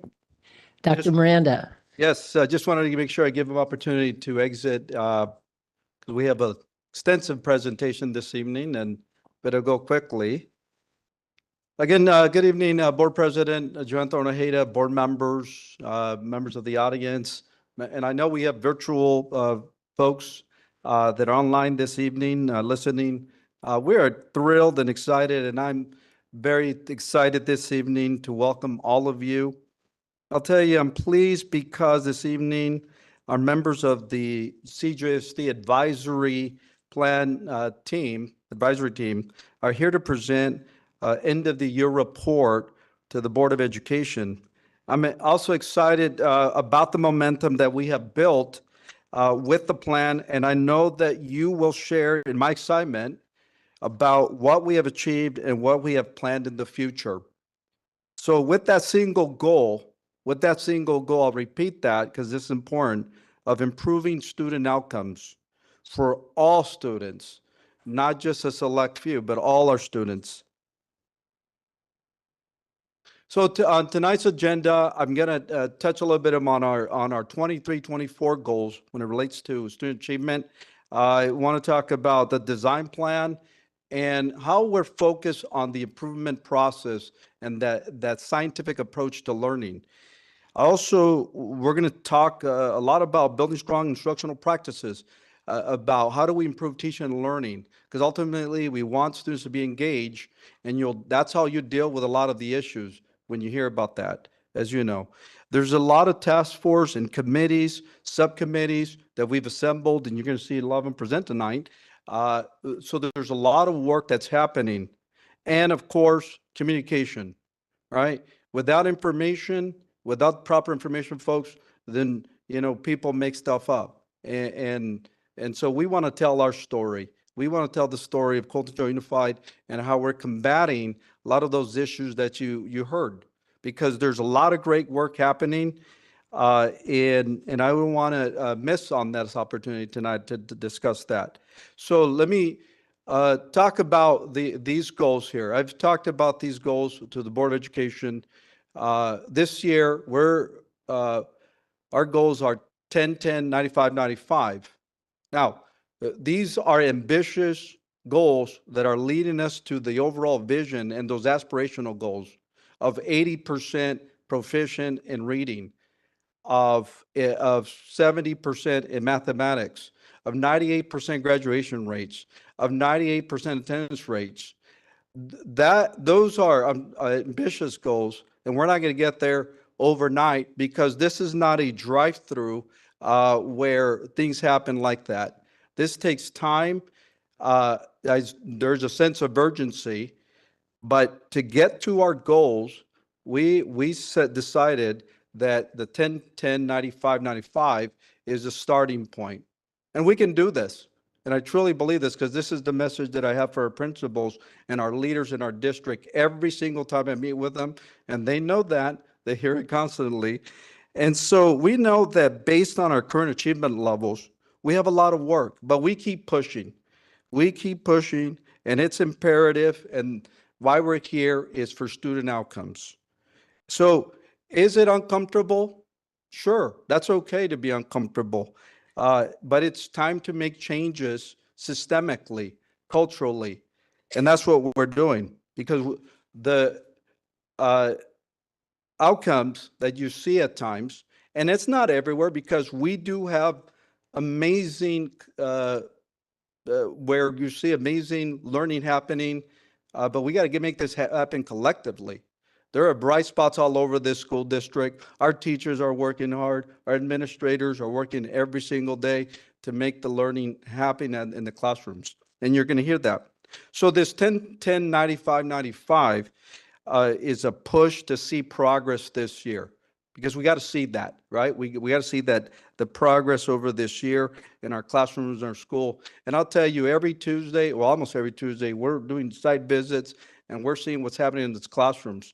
And I welcome the Board of Education to come with me to see what's happening there in real time, and not just hear from me, because when you see with your own eyes, you see the transformation that's happening in our classrooms today.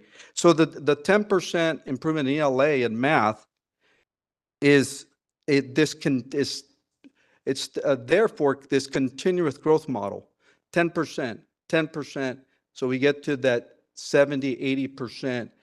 And that's when we will become this model district and a shining star across the state. And we can do this. And I truly believe that, because we have the right people here to make that happen. The attendance rates, we know that we need our students in order to they got to be at school in order to learn. That's just a given. We saw those numbers, obviously, after COVID, just take a hit. But I'm happy to report that today, though, a lot of our schools, over half our schools, are above the 95%. I mean, last year we had 2 schools. Now we have over half. Our ADA is not there yet at 95, but it's close to 93.46. Not that I pay attention to it, right? But they know, and my administrators and our staff knows how important this is to us, because we need we need that. So just alone, that over almost 3% increase is going to have huge impacts in our learning. So that's why I'm confident that we can get to the 10% in ELA and math. So the 95% graduation, I mean, you know, we historically have had high graduation rates in the 90s, 91, 92%. But we're shooting not for 95%. Like I said earlier, we're shooting for 98% at some point, because we want all our students to graduate. To be college and career ready is ultimately the vision of our schools, so that there are no dead ends. When we built this plan, took us 3.5 years during COVID, our focus was like no dead ends for our students. Every one of our students can either they go to college or they can get a career, get certified in something. And today we have amazing programs at Bloomington High School. I'll just shout that out. We have students that are enrolled in classes that they're going to get their AA and their high school diploma at the same time. Today, that's what we have today. Relationships and collaboration. Our facilities department are doing amazing stuff. You saw a lot of those pictures. We are headed in the right direction. That vision that we have for the district that this board approved several years ago is live and well, and you have a team of individuals, look behind me, that are prepared to go for this. And so again, the design plan is a plan. It's a living life plan that changes, you know, because we're constantly making adjustments to it. You know, you go in at halftime, you got to make adjustments, because if it's not working, why do you continue to do that? That's insanity. So we're making changes to the design plan as we speak. So previous strategic plans, we know, because I've been here long enough, as you know, I was part of the last strategic plan. It was a very, again, not a criticize, it was very static. It was not built on continuous improvement. It was just goal setting. This is built on a scientific method of continuous improvement, plan, do, study, act. And everybody understands that. And we just got to continuously improve and get better and monitor the things that we want to see change. So we've taken strategic steps. We're constantly in inquiry mode, asking questions, reflecting. This cabinet, too, is part of the Teaching for Effective Learning training, so that we walk the talk and not just sit up here and just don't know what we're talking about, because we're instructional leaders. And so that's a difference, too. So again, the plan is continuously evolving. It occurs in cycles, just like everything. Plan, do, study, act. We are in a VUCA world. I say this a lot too now. It's a volatile, uncertain, complex, ambiguous world. So things are changing exponentially with information. So we're constantly having to adapt and change. I was gonna say pivot, but nobody likes that word anymore. But it's adapting. We have to adapt, and not more importantly, but we're having to measure the results and look at the results. Because I've challenged our administrators, and what's the plan for student achievement? And we're looking at the scores, the iReady scores, the MAP scores, as a cabinet, and bringing them in and saying, what's going on? Where are your struggles? How do we support you? Because that's ultimately why we're here. So plan is a student, it's a learner-centered plan, with individualized classroom focus to make those changes. So I'll end with this, and I'll pass it over to Tina here.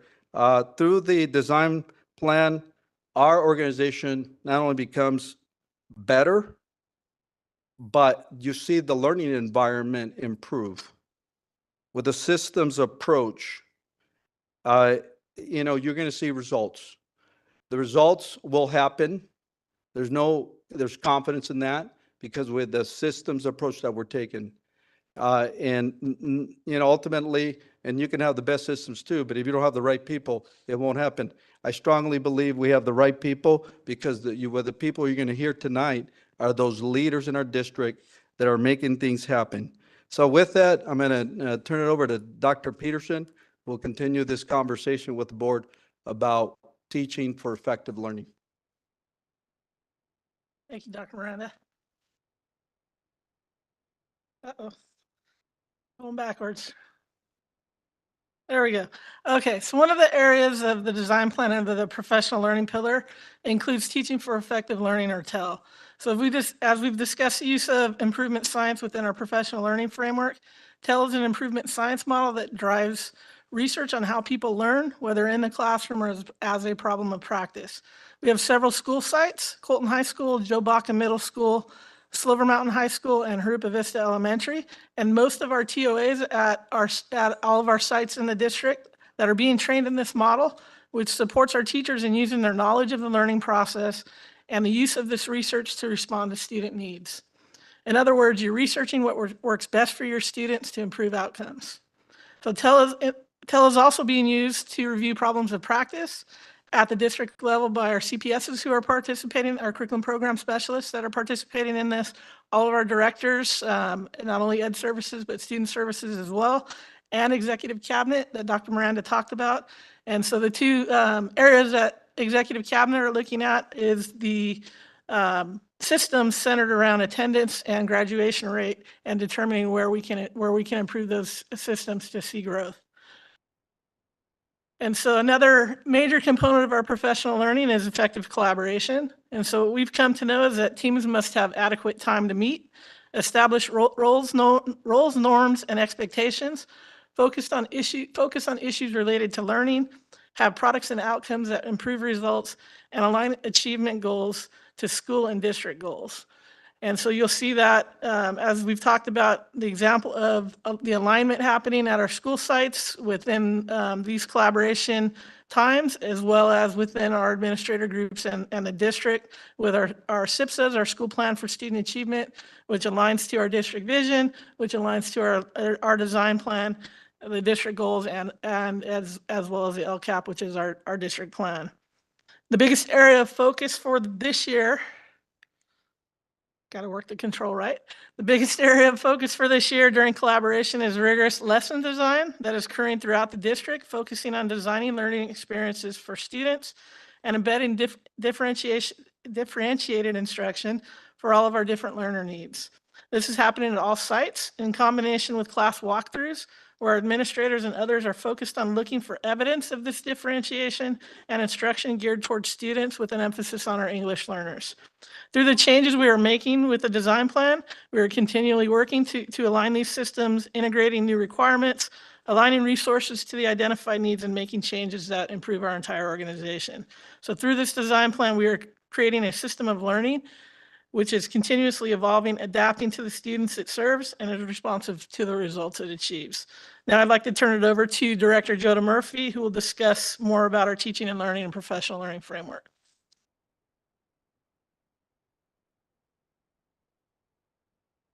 The professional learning team has focused their work around the belief that we have experts in our district and we need to lean into each other and we need to learn from each other to support growth and achievement. And it's not just about the teachers. I don't want you to think that. I don't want you to think it's about just the certificated staff, but we're also including classified staff in that.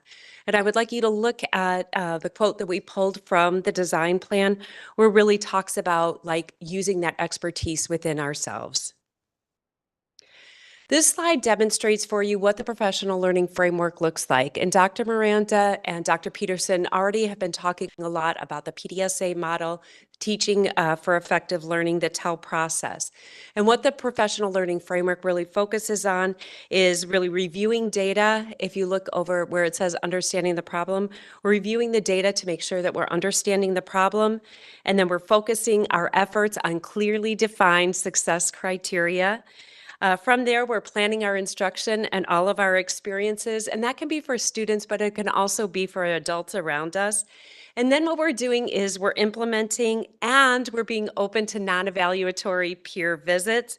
And finally, we're going back to reflecting on our data, and we're talking really about what went well and what were our challenges.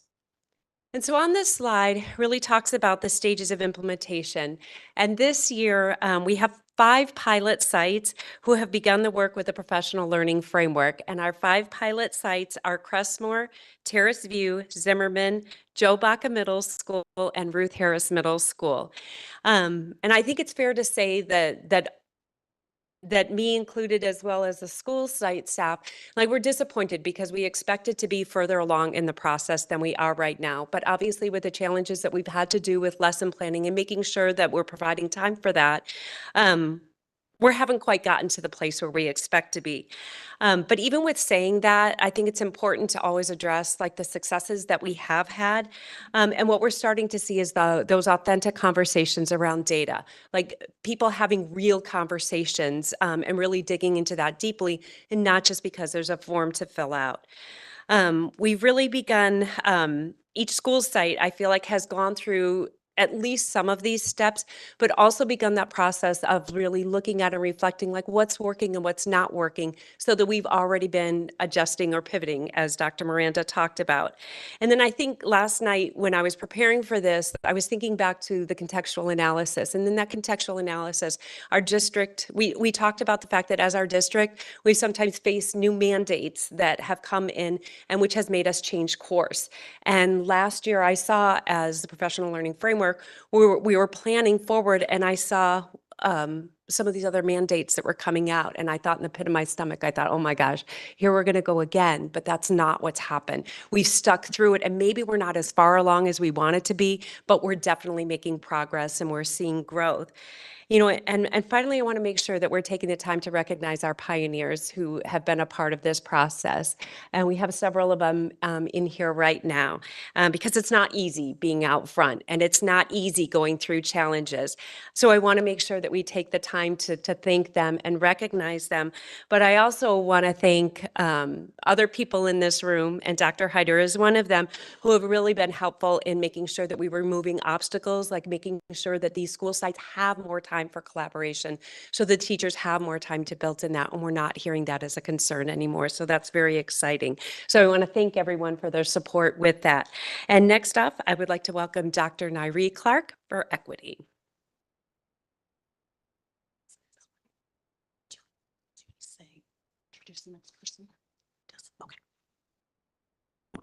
Hello, everyone.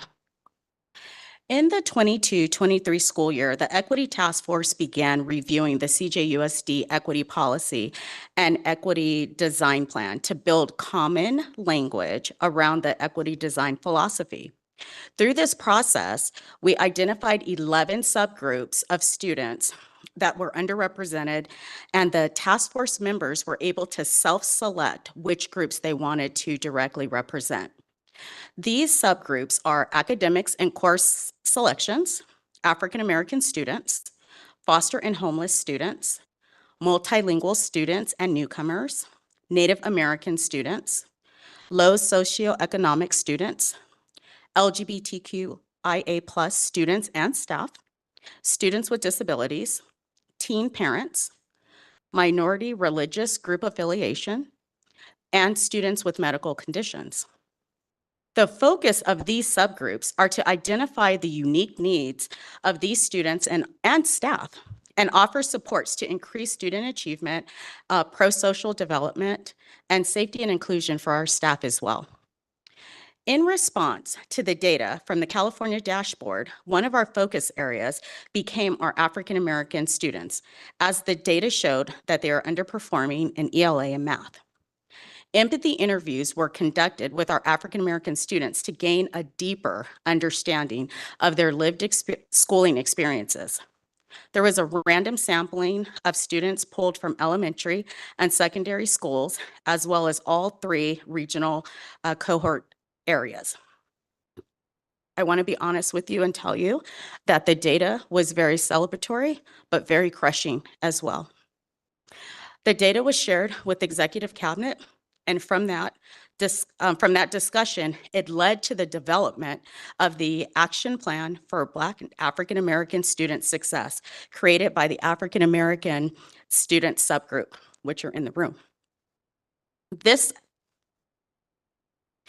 action plan has been shared with African American Parent Advisory Committee, so our APAC families and students. And the next step is to present the completed document with stakeholder input to Executive Cabinet for further feedback and recommendations. The acknowledgement of our LGBTQIA+ community has led to the collection of data and information in support of the creation of a CJUSD resolution for our LGBTQIA+ students and staff. The purpose of this resolution is to create an inclusive learning environment for LGBTQIA+ students and staff. We will prioritize and create a timeline of completion for areas in need from the analysis of the CJUSD Equity Plan Matrix that was reviewed by multiple stakeholders, and our equity group was able to participate in. Lastly, we will continue to operate in our macro whole group, so we have a whole group equity task force, as well as our micro subgroups, the smaller equity task force groups, to address and prioritize the list of strategies that are needed. These 4 focus areas are the springboard for the cultivation of equitable practices for the 23-24 school year, and were publicly shared more extensively in the October 25th Community Cabinet. And thank you. And I'd like to hand it over to, oh my gosh, Ellie. I'm sorry. That's great. Good evening. I'm Ellie Carley, a 5th grade teacher at Michael DRC Elementary, and I'm here to share information about the early literacy task force and an update as to where we are now. This year, the Literacy Task Force has begun implementing the plan that we presented to you in September, with the ultimate goal that all of our students are literate by 3rd grade in reading and writing. So our primary recommendations included letters training for all elementary teachers, and hiring literacy TOAs. The goal of both of these recommendations is to improve initial Tier 1 instruction in all of our classrooms. The ESD has made available several new cohorts of letters, so we have several elementary teachers currently completing all units 1 through 8. They're all in different areas, but it is nice to see that a lot of our teachers are investing their time to complete letters on their own. Our first task this year was to finalize the job description of the literacy TOA position that we presented to you. And this TOA will include, the job position will include modeling literacy lessons, co-planning and co-teaching science of reading lessons, providing staff development to staff and parents, and also provide data analysis support to guide future instruction for our students. The task force sent out interest surveys to all elementary sites to determine which sites would be the best to pilot for this new position. After reviewing the survey interest data, it was determined that Lincoln Elementary, Michael DRC Elementary, and Ritchie Canyon Elementary will be the pilot schools for the literacy TOA position. Each cohort will be represented. We looked at sites' current reading test data, including iReady Diagnostics, DIBELS, and CASP performance. These are the schools that had high participation in taking the survey and showed interest in co-planning, co-teaching, and collaborating with a TOA to ensure success with Tier 1 literacy instruction in the classroom based on the science of reading. Our last meeting consisted of us collaborating in grade level teams to take a deep dive, a very difficult task, in our current English language arts curriculum, Wonders, and we focused on identifying resources that support the science of reading, including lessons and tasks that will support phonemic awareness and phonics.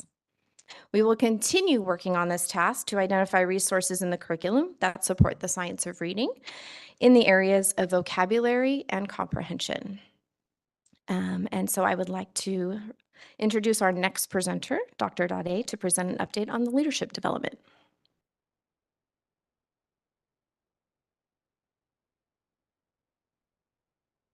Good evening. And so the update on the leadership development, and I'm excited to share that our Classified Leadership Academy has had 2 meetings, and we have another meeting tomorrow.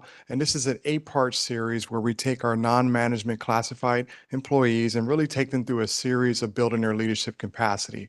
So for example, public speaking. There are a lot of members of our organization that hesitate when they need to get up in front of people. So we're really challenging them to do that and create a PowerPoint and present on a topic of their comfort. Another thing that we're doing is interview skills. And so we really want people to understand that, you actually attain that goal of getting that job before you get into the interview. So interview is just not answering questions in that moment, 30 minutes. It's everything you do every day. And so also we're talking to them and developing, IQ versus EQ. And so we all know that IQ helps you get the job or get hired, but EQ helps you promote and progress through that career successfully. And so we're really excited, and we're bringing in outside industry individuals who love doing this and helping our current CJUSD members understand what the world is asking, but what we can do better here within our district. And tonight you saw Monique Evers, who has progressed from one position to another, and she did a great job in that process. For leadership seminar, we are starting our 2nd year with that. We took our first group to Gettysburg, but after a 5-part series of developing their leadership through a plethora of books and activities. And so that group is now doing the leadership seminar part 2, where we are using Lincoln on Leadership and Compassionate Leadership books to guide that process. And once again, promoting them to get up in front and get out, be comfortable with being uncomfortable. And that's what leadership is about. And for onboarding, really when I came on as a management person in a different district, I realized that it took me months and years to meet my support team, facilities, ed services individuals, and whatnot to help me lead my school. And so what we're doing is specifically designing a plan for any new manager who comes in to meet those people who support them in the first couple of weeks that they're on the job. So not through an email or a phone call, but in person. So for example, we've hired a new middle school principal where we brought all those individuals that can help them be successful for their site and their community to them in that first couple of weeks, and really to establish that bond and support. Because we all, it takes a village to raise a child. So we want to make sure that everybody knows who's there to support them. And so that summarizes our progression with our leadership development, but it'll continue to grow. And hopefully you're here, not only here tonight, but as you visit sites or as you have people present. So I'd like to now turn the time over to Mrs. Hawkins. Good evening, buenas noches. My name is Brianna Hawkins, and I'm honored to represent our assistant principals here at CJUSD. There are a few of us in the room, and I can say that these are some really hardworking people. Thank you, Mr. Aldo. So I'm here to talk about our AP Academy, and we've been really fortunate when we think about professionalism and we think about the challenges that our district is facing that we talked about this evening. Our district has really looked at us as leaders as well as assistant principals And we've been working with Dr. Dade, Dr. Cervantes, and Mr. Enciso, and they've given us just the opportunity to be leaders and see ourselves as leaders and empower us as well. So some of the things that we've been doing, just to let you know, over these last couple of months, we've had 3 meetings since this summer. We've been focusing on reflection of our own practice, and we've had a little fancy journal that we've gotten a chance to use. We've had a chance to do some simulation. We've had a chance to learn about leadership in our practice. We've also had a chance to do some reading. We've had some homework. Thank you, Dr. Delay. But we are reading Leadership is an Art, and we're also talking about IQ and EQ and reading articles there. We've also had a chance to have some really great speakers come and talk to us so that we can enhance our skills as being leaders on campuses. So far, we've had our language support services with Dr. Moore and Jeremiah Lack and Christy Ward. And we also, when we talked about schools and the priority that having a clean, safe campus has, we had a wonderful presentation from David Bell as well from our maintenance and operations department. And now I'd like to turn it over to Mr. Eric Enciso.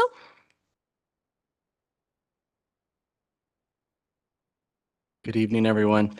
Earlier in the framework that was shared, they discussed the need for things to be evaluated and assessed. And the classified professional development was an event that we held over the summer break for our classified individuals. And when we were reflecting the committee afterwards about what we can expand on, we realized that a networking workshop that we had at the event was very popular. It was well attended. And we realized that we had veteran attendees and new attendees. And the reflection there was bringing more opportunities for these two folks to, share ideas and let them know these are some of the things where we were and how awesome is it the new ideas that you're here to share. So we reflected, and that's something that we want to work on. So through mentoring and coaching is something that the committee is very fond of. Also, through that, we identified that the Google platform and the Excel workshops were very job-specific trainings that were very well attended. And so we realized that getting more training specific to a person's job is going to be something that the committee is working towards.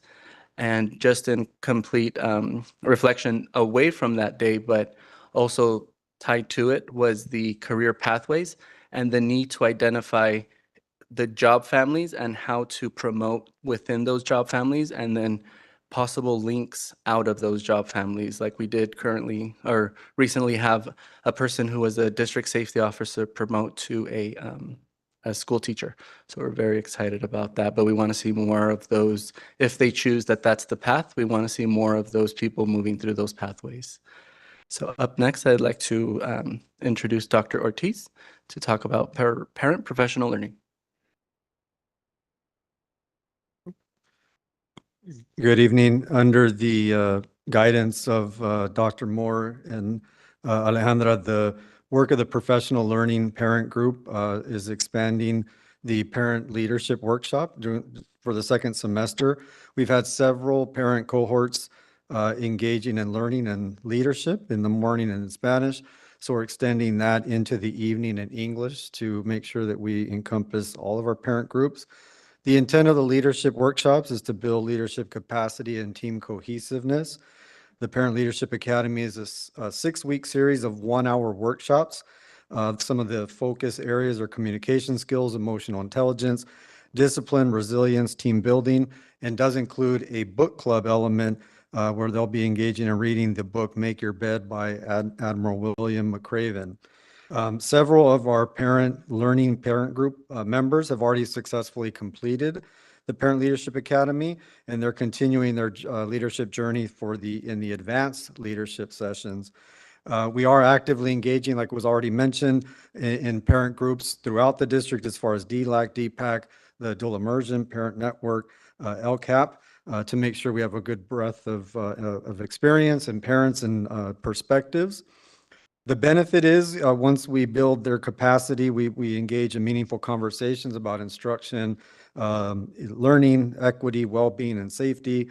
And we want to increase their opportunities and experiences to provide input and advocacy.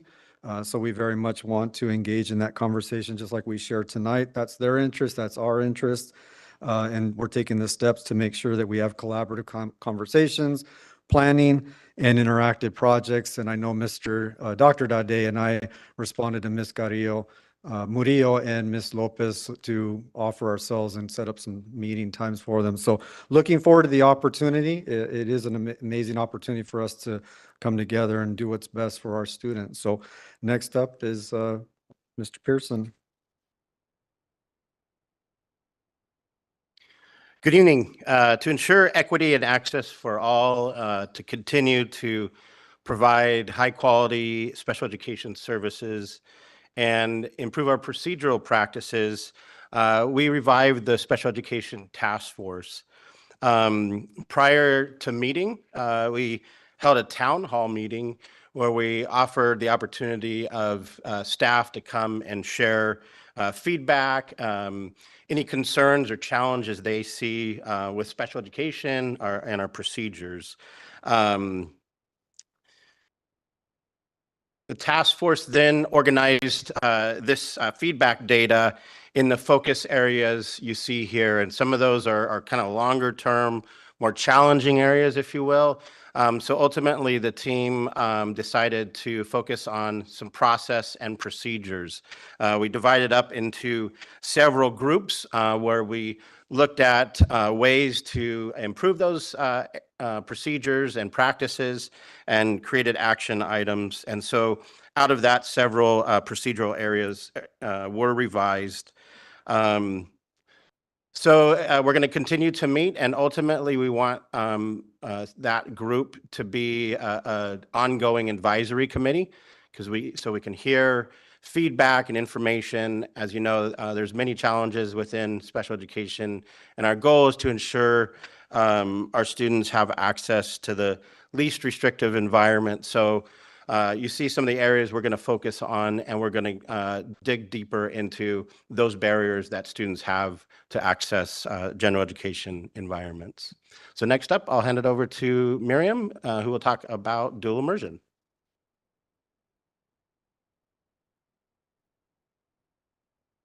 Good evening. My name is Miriam Borja, and I'm the bilingual TO8 at Grimes Elementary. Currently, the DI Task Force is working on developing the Dual Immersion Master Plan with the guidance of the California Association for Bilingual Education, best known as CABE. Aligned with the 7 guiding principles for dual education, the plan focuses on program structure, instruction, curriculum, assessment and accountability, staff quality and professional development, family and community, and support and resources. The goal is to have the completed draft of this plan by the end of this school year. Now the district has 3 dual immersion schools. Ruth Grimes Elementary has been a dual school for 17 years now. And I'm happy to say, privileged to say that I've been part of this team, this amazing team, for 11 years now. Now we have also Alice Burney Elementary and Grand Terrace Elementary, who have been dual schools for 3 years. And we are excited to say that we have 1 more school that will become a dual school next year, which is Zimmerman Elementary. To promote our program, the Language Support Services Department, along with the existing dual schools, continue to recruit families to the program through in-person, virtual, and recorded parent meetings, as well as offering parents the opportunity to visit the site so they get a better idea of how the program works. Also, to align our efforts with the goals of Global 2030, the DI Task Force is developing a biliteracy pathway with the goal for half of all K through 12 students to participate in programs leading to proficiency in 2 or more languages by 2030. I know, this is a lofty goal. By 2040, we aim for 3/4 of our students to attain proficiency in 2 or more languages and earn the state seal of biliteracy. Thank you for your time. And now I would like to present Dr. Mooney on ethics studies. Thank you.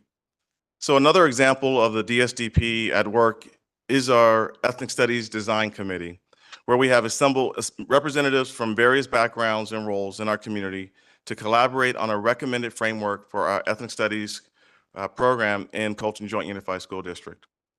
With the new graduation requirements of Assembly Bill 101, which mandate the completion of a minimum one semester course in ethnic studies for graduation, beginning with pupils graduating in 2029 and 2030, the committee has met twice so far to discuss the best options for our district.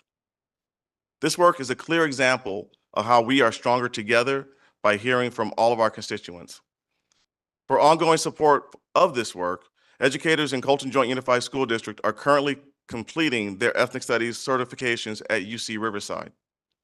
We will continue to support teachers with professional learning in areas like culturally responsive pedagogy while maintaining opportunities for our teachers to obtain their certification in ethnic studies. And next will be Katie Orloff on communications.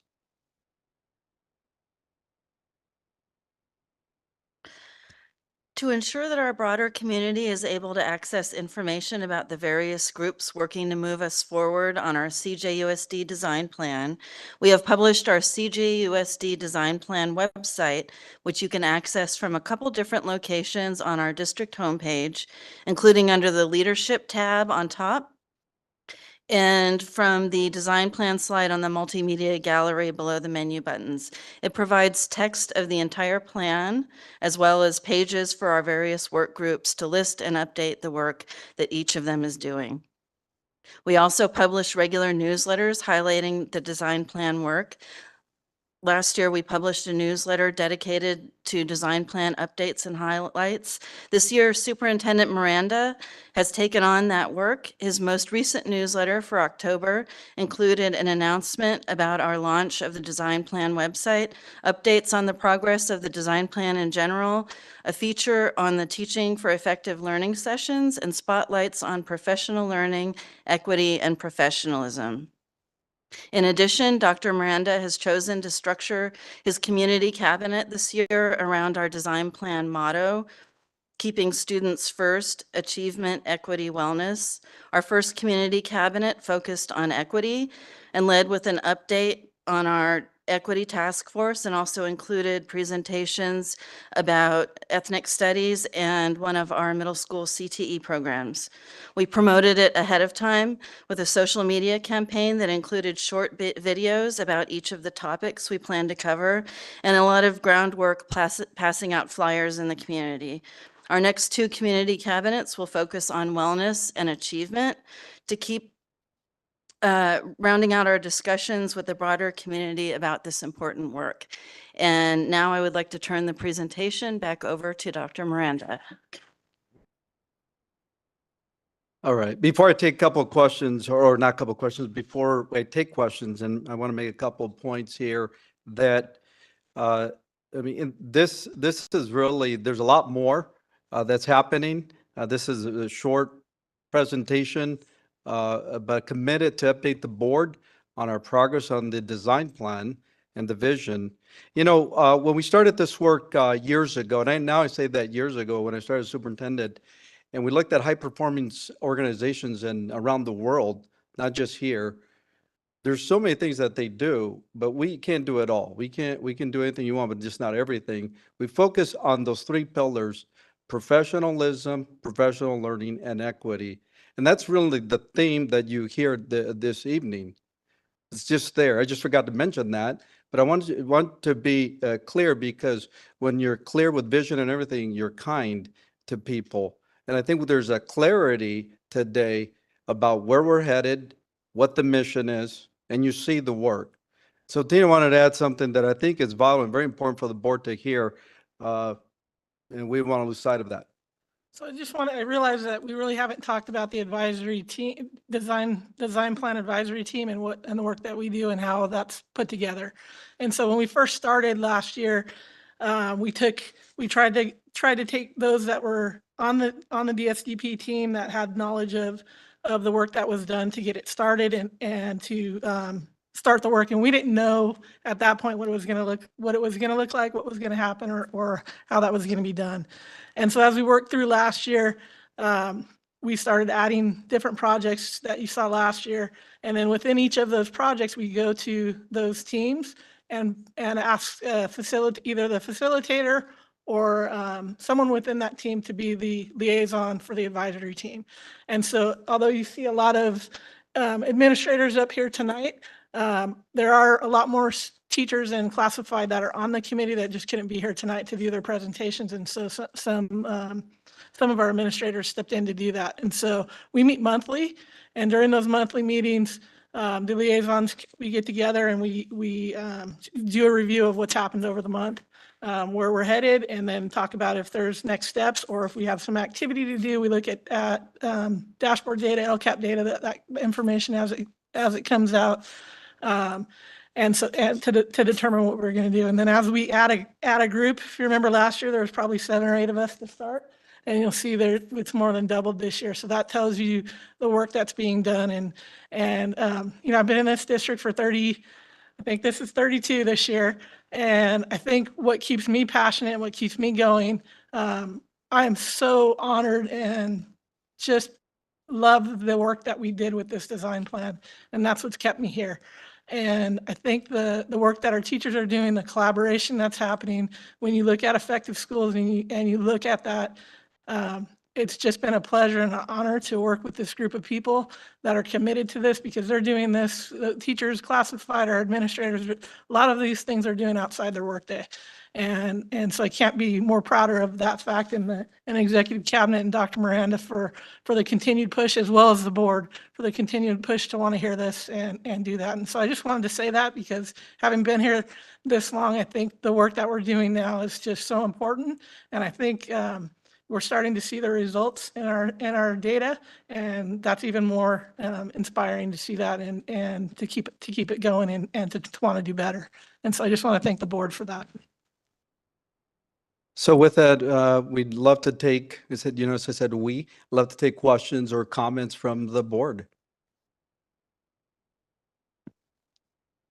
Who would like to start? Mr. Fuentes? First of all, thank you. Thank you for all the hard work that you're doing. Great presentation from each and every one of you, the details that you've given us, where we're going, what you're doing. I know it's not easy. You know, we have 5 piloted schools, I guess, 5 schools that are being piloted right now with this. And I know it's not easy because there's things that happen. And I think Joda mentioned that there's legislation and all this stuff that comes at one point, and it kind of turns everything around. But I want to congratulate each and every one of you for taking that and running with it still. And we're here. We're here to support this 100%. So thank you very much. Mrs. Flores? Okay, I also want to thank each and every one of you standing there up here right now for your hard work. I know when you stand up and you present, it's concise information that we need to know, and you present it very well, and I just want to say how I really appreciate your work. I did have a question about the TOAs that are going to be at Lincoln and DRC and Ritchie Canyon. It's my understanding that the posting is already out. Is that correct? That is correct. The posting just posted today. Okay. It closes December 8th. Okay. So the job description is there, and hopefully we get some good candidates.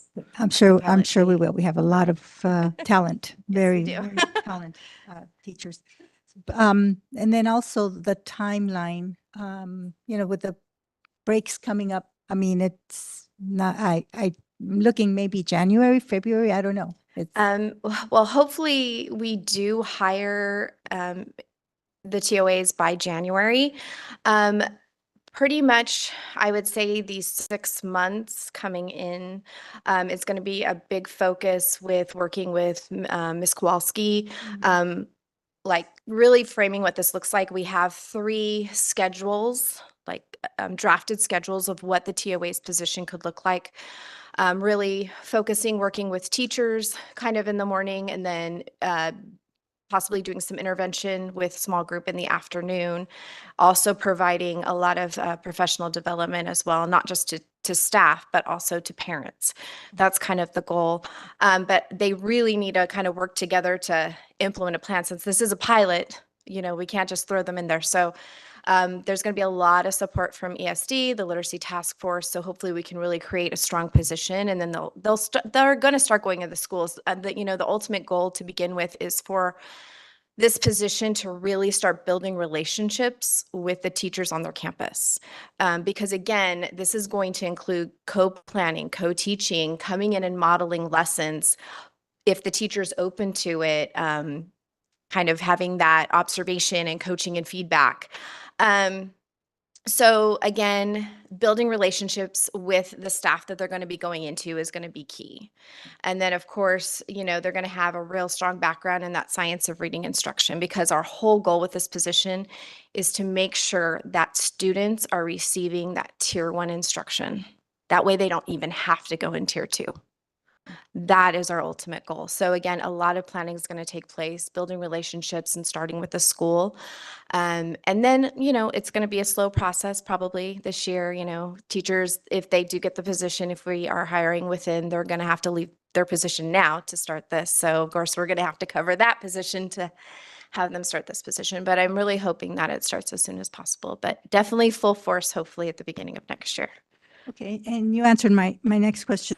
What would a day look like for this TOA? So I think you covered that very well. Yes. You have parent workshops in there. You had, Literacy nights are a big thing, getting parents to understand what the science of reading is, how students learn to read, starting from the basics of kindergarten, looking at articulation, to moving up to vocabulary, to comprehension, going through the whole realm of it and looking at those pillars of literacy that are so important. Well, thank you. Thank you. I'm excited to see that in action. Also for the dual immersion, we have the biliteracy seal when they graduate, when our seniors graduate. But is there something in place along the way? We are currently working on building that, because we want to make sure, now we have, and Dr. Morris here and can elaborate, but we have, the program goes up to middle school. And so we are trying to build this path so it connects also with high school. We know that in high school, students are able to take multiple different languages, but that way, the motivation comes from elementary to middle school into high school. Yeah, that way I think the kids are acknowledged, along Yes, the throughout. way, Yes. at every step, like third grade, sixth grade, eighth grade. And Yes. I think the program, we're like you, I'm very proud of our district for moving forward with it. And a lot of our teachers, I know, have their own children, and and that's exciting. We have a proud mama right behind you. That but I know of several teachers in our district that have chosen to bring their kids to our dual immersion program, and that's exciting also. And yes, and we do have a plan where kinder, third, and sixth would be recognized just for participating in the program. But then, as they graduate from eighth, they would have to meet requirements, to get that specific, that award per se. But in elementary school, it would be just participation award for participating in the program, kinder, third, and sixth grade. Okay. Thank you. And I just want to share, we were at a conference in Chicago, and with different universities, the universities are now putting a seal on their bachelor's diploma, and not only a biliteracy seal, but it's a biliteracy seal and cultural competency. Yes. So I that's very exciting to see that. Maybe something we can do in the future. Absolutely. That's why we're creating that pathway. Thank you. Thank you. Any other comments, Dan? Again, great presentation. There's a lot to unpack here, but I'll hit a couple of questions, and then obviously I'm sure we're going to have lots of conversations as we delve into this.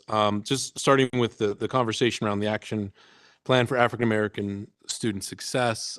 Excited to hear that. Really excited to hear that we're focusing on that, because as we know, and the data shows, our African American students are performing, are falling further and further behind the district average. And it sounds like that was a data driven and really we delved into the reasons for that. I hope that will come to the board at some point, obviously, for a conversation, and ultimately we need to understand so that we can enact policies and give direction to provide the support. Is that something that's going to be coming to the board at some point soon?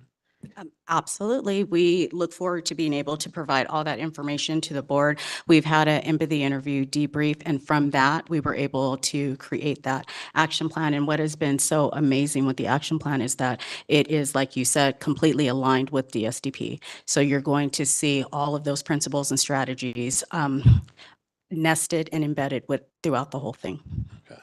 And I appreciate that. I'm looking forward to it because I'm hoping it will be a template to use as we delve into the other subpopulations and asking a very simple question that probably leads to a complicated answer. But the simple question is, why? Why are certain groups of students falling behind while others are succeeding in this district? We earlier had a presentation from our DLAC parents. These are representing our EL families. And, you know, to be honest, it was a great presentation and they talked about some very important things. But if I were to press them and myself and say, but why are EL students scoring 20 and 30 points behind the district average? I don't think the answer is dirty bathrooms. I'm just going to be honest. There's more to that. And we need to help our parents delve into those questions and understand that there's something beneath the surface. We have students that are falling behind. We have the data. And we have students that are succeeding above average. We need to know why. And our parents are engaged, which is wonderful, but without helping them with the tools to delve into that why, we're going to get general concerns. Clean schools, working air conditioners, those are important. Absolutely. Those affect everybody. That doesn't tell me why this particular group of students are falling behind. That's what we want to know. And so this needs to be a model to delve into, whether it's special education, whether it's our foster youth, our homeless students. And again, we can also look, and we probably need to analyze why are students succeeding so well. Our Asian American students tend to achieve at a much greater rate. There's a reason for that, and we need to understand why. Maybe we can replicate it. Maybe we can find ways to promote that. Again, we're not alone in this. This is an issue across the country, but we are responsible for understanding our community. So I hope that's something that we'll use as a tool, Dr. Miranda, ultimately across the district. And just so that you know, when we're able to have that conversation, you'll be able to see themes from both the themes from pulling the information and the data from the students as well as the parents, because the parents were surveyed as well. Yeah. So we look forward to having that conversation. Thank you. I'm excited for that. I really am. We're thinking February. It's probably when we'll bring that back to the board. And what I would ask is not only give us sort of the results, but I'd like to see the process. I think we're interested in understanding the process by which we attain that data. Again, as a model or a template, can we use this as a template to delve into the other populations that we want to focus on to make sure that we're elevating, we're lifting all those, because we are and again, this is about equity, not diversity, because you can be diverse, but not necessarily equitable. We want to be equitable, and we are diverse. We are a majority minority district, predominantly Hispanic school district. And I'm proud of that. I think it's amazing. It's beautiful. I'm part of that community, but I'm not going to ignore the responsibility that we have to the other groups that we serve who are falling behind, and simply say, oh, look, we're diverse. We're diverse. Yes, we are, but we have to be equitable. So the other I'll just skip to the last question that I had then about with respect to the professional leadership, phenomenal, great, wonderful, especially unclassified. I think I've raised this issue before, question, and I hope that we can evolve to this point where for classified leadership, as we're having these academies and programs and classes, is there a way to go, and whether it's the San Bernardino Community College District or Valley College specifically or Cal State, and say, can we get assistance to put together a program where they'll earn college credit? Because if they're going to classes and they're reading books and they're providing, they're writing, they're processing, they're going through the steps, it'd be wonderful to be able to say, hey, by completing this program, you're going to get a couple of college credits that you can put towards, an AA or a bachelor's degree at some point. Because the real ceiling for a lot of our classified staff is at some point, those job descriptions say you must have a degree, or at least you must have X number of credits, college credits. And that's tough to do when you're working, 40, 50, 60 hours a week doing the job that many of our folks do. So if we can incorporate that into the Leadership Academy, that will help get them at least kickstarted towards earning a degree, because I don't want that. Somebody, and we've seen it, somebody with 20 years of experience would be an amazing manager, director, but then they hit that ceiling, which is understandable because education is what we're about, but you'd hate for them to not have opportunities to earn the degree. Yeah, I'll look at Dr. Dade and Eric and Cesar here, but absolutely, I really think we should look into that. And I don't know if we've had any conversation about that recently. Okay. So on November 28th, I do have a meeting with Riverside Community College for the sole purpose of getting our job postings on their job boards. But it is an in-person meeting where we're able to have that dialogue. And I could bring back to our team what that looks like. And then I could share with them what our vision would be. And then I could start branching out to other colleges. But taking small steps, but I do have something in writing in November 28th where we'll be able to start that dialogue. That'd be great. Thank you. And I think, again, it'll just enrich the development program. The county has the Management Leadership Academy, and certain select classes were put on by National University. And so if you completed that class, you got college credit, essentially. So, And I'll tell you, to piggyback off what Eric said, and CISO, we about, I don't know, 6 months ago, I had a meeting with the San Bernardino Community College leadership, and through those conversations is how we were able to bring the AA program at Bloomington High School. So we're committed to have those continued conversations. So it's something that I certainly can also be part of at that level with Frank Reyes and community college, Diana, board yeah. members, Diana, and, Yeah. so and we've had several conversations already, and M&Ds and people like that. Right. Keep throwing names out there, but that'd be fantastic. And I know they want to work closely with us. Yeah. And, sorry, the last question was just, I wasn't aware, Mr. Pearson, does our special education parents, do we have a parent advisory group specific to special education like we do with other groups? We don't have a parent advisory group, but we do several parent nights during the year. We've talked about doing the parent advisory group, and we can definitely explore that. I would love to have a conversation about that and see how we could support that. Having friends with students that are in special education, again, they kind of get lost, but they're so important, and we need to make sure those parents understand that they are absolutely at the forefront and part of our district. And when we talk about college and career readiness and preparing for the future, we mean those students as well. It may look a little different path, but again, they can work. They can have careers, they can have jobs, they can have purpose in life, and we're going to help them do that. And I want those parents to know that we share those dreams. And again, it may look a little different for them, as it does for everybody, but there is a future for your student that fits their needs and abilities. Yeah, I agree. And they need to know resources out there too, because there's a ton of resources. It's like Inland Regional Center, Department of Rehab. Exactly. And knowing how to navigate that and what happens after, and that there are programs for as they become adults. There are still programs that will help them not only with work, but with all kinds of needs. So yes, thank you. Thank you. That's it. Thank you. Thank you, Mr. Flores. Mr. Ibarra.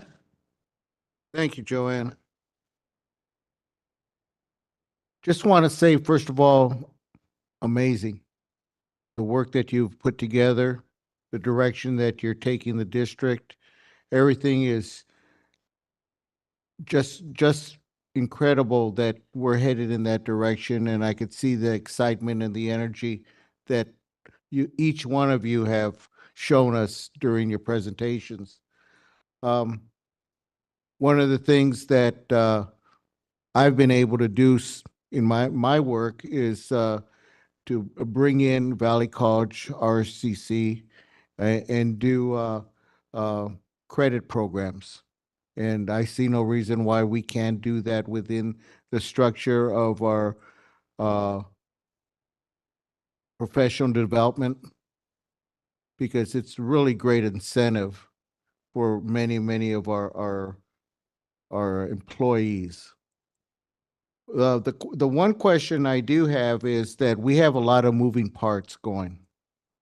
I mean, and it encompasses, just those 3 tiers alone encompasses quite a bit of what will change the structure of our whole district. And my question is, as we progress throughout the year, what is your plan for evaluation and assessment? How are we going to assess all those moving parts Is it going to be in a structure where all of you meet? Is it going to be in a structure where the individuals who are leading those particular areas meet? How are you going to make sure that we are hitting our targets and making those adaptations when we need to do that? And of course, bringing it back to the board so that we could hear the progress that's going on. Yeah, before Dr. Pearson jumps into that, we do have the monthly advisory meetings where each representative comes into cabinet and reports back progress, of course, data, not just at the end of the year data we're going to be looking at, but we're also looking at our assessments throughout the year to see how things are working. So that's part of it. There's going to be quantitative and qualitative data that we have to look at to assess what's happening. Ultimately, we got to see student outcomes, achievement levels increase. Ultimately, that's why we're here. So that's going to be a big measure. And I think you can add to that a little bit there. So we actually did an evaluation off the design plan. And so we took each of the action statements that are in the design plan, put them on a spreadsheet. As a advisory group, we went through that. We brought it to executive cabinet. We gave it to all of our divisions and directors and had them do it within their divisions and directors, saying what they've done within the design plan. That we'll bring it back. I haven't had a chance to take all of that and put it together. And so once we get a chance to do that, we'll bring it back to our advisory team and be able to have those conversations. And then we'll share that with the board in board correspondence to show you the work that's been done. Would you, Tina, be doing those type of assessments yearly, twice a year? What would be your thoughts on that? So we do get the monthly updates in the advisory team, and then once a year the plan was to do that back against the action plan, because even when we get to a point where maybe we can start checking some things off, a lot of things are in movement and a lot of things we haven't even got to yet. So as we're starting to check some of those things off, remember the 3 pillars right now or only the first 3 if you were in those meetings out of like 14. And so down the road, eventually we hope to be able to go back to the table and add more, but that's down the road. I think we're already kind of overloading the system. We don't want to put dynamite in it. Yes. And just one more thing on the bilateral seals. One of the things I did notice in graduation that many of our students had that on stoles, their stoles that they wore around their neck. Very impressive because it promotes the question from people, what's that? And they get an opportunity to share, accomplishments that they've been able to accomplish and how they obtained it, which is a really good, feeling when you're able to say, I've accomplished this. And, and I'm able to walk away with this. So, whoever thought of doing that, that was a great idea. And because I noticed that at our last graduation. So just We'll thank keep you doing for it. that. We will keep doing it. Yes, please do. Thank you. Thank you all. Thank you, Mr. Ibarra. This is very, very good tonight. Many years ago when we started talking about a design plan, it was like, well, what is that going to mean for us? And as I think about design, this really was designed to incorporate the really, really important things that happen in a school district that need to happen. The fact that every single person is going to be involved in some sort of training or have an opportunity to do that. And at some levels, the teachers with letters training and administration looking at best practices and training people in their schools on those best practices.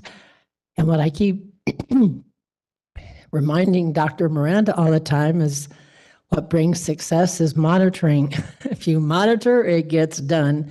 Not that it didn't get done before, but it gets done at a different level. And there's a different amount of importance given to that. Not only is it monitored by the principals on a regular basis, every principal in every classroom, at least once a week, or at the high school levels, I guess that's not possible, but an administrator, it's expected. Teachers are going to be teaching and expecting that to come in, but the feedback that they get from their administrator is, that's where the effectiveness comes in, because they can start having those dialogues, and I'm excited about that. Because it's going to improve instruction, it's going to improve achievement, and kids are going to realize that, wow, these people are coming, they want to see what we're doing. You know, you talk to kids in the classroom when you go in to visit, and you let them know that what you're doing in here is important to me, and we want you to learn. And I think that is really, really exciting. And I think in the design plan that we have, that's going to happen. And when I heard Tina, Dr. Peterson, say what you did, it almost brought tears to my eyes, because you invest so much of your time as an administrator or as an employee, as a classified person in a job, and to go and see a change in how it's being done, and to see the kind of data that comes out that we're really doing a better job and we've improved what we've done all these years. There's no better feeling than that. You go home feeling like, wow. I mean, I'm excited. Tina, when you said that, I wanted to cry. It was like, wow, that is so cool. And I'm really grateful that we found this plan, and that you've taken and made it the most important thing that we're doing, and incorporating and including every single person to give our kids the futures that they deserve. And I think we all need to give ourselves kudos, because a lot of work went into this. Thank you so much for all of the members of this committee, and those that are in the background that have been part of it who are not here, because we're doing great things for our kids in Colton. And I think we should be proud of ourselves, because like you've been saying all night, it takes a village. And we are a village for these kids, and we're their cheerleaders, and we're the ones that make sure it happens the right way. And we expect to have very high expectations. I've always been told, and when I was a teacher and when I became administrator, teachers with high expectations get higher achievement. Those kids know you give them a mark up here, and they're going to, if they have a good relationship with you, they're going to meet that expectation, or they're going to work really hard. So thank you. You've all reached, I know, Frank's expectation in making this happen the way it has to this point. And I'm really excited, and I can't wait. I wish we could speed up the letters training, because I think that is so important. That's critical in every area, including the math area. But unfortunately, we can't do that. But the TOAs going in the classrooms for language arts, I forget what you call them, but that's significant, and it's going to help teachers. It's going to help kids. And so thank you so much for all that you've done. Dr. Miranda, thank you for this presentation. It was amazing, and I really appreciate it. You're welcome, and we'll be back in spring to do another update, because we're going to keep it in the front of the board to ensure that you see the work. And, you know, this, like you said, and we said this work obviously doesn't happen alone. I mean, it takes a village. It takes amazing amount of just people. And this advisory team, liaisons who are committed, who are here this evening, some couldn't be here. They're just hard workers, smart people who care about kids and learning. That's why it's exciting to be here and present this, because this is what changes culture, being clear about where we're headed and the mission ahead. And yeah, there's a lot of work to be done, absolutely. But we're not afraid of it. We're moving forward with this work.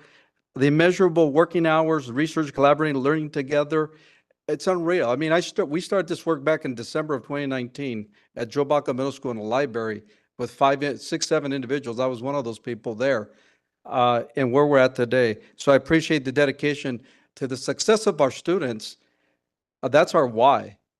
Our mission here is clear, the vision is clear, and we're going to continue to work together to make these significant changes. We are ready for a breakthrough and positive changes for our students. So thank you to all of these folks here that are here tonight, and the people that are not here for the work, because it is a lot of work that's happening. All of you people that are out there too, the administrators and teachers, It's unbelievable. So thank you, thank you, thank you. And I just appreciate all your efforts. And I'm sure the Board of Education, you heard that, feels the same way. So with that, thank you very much, Board, and thank you, guys. Thank you, everyone.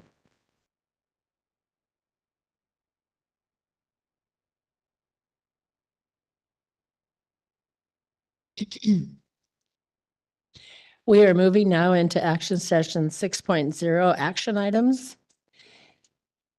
Would it, excuse me, would anyone like for an item to be considered separately?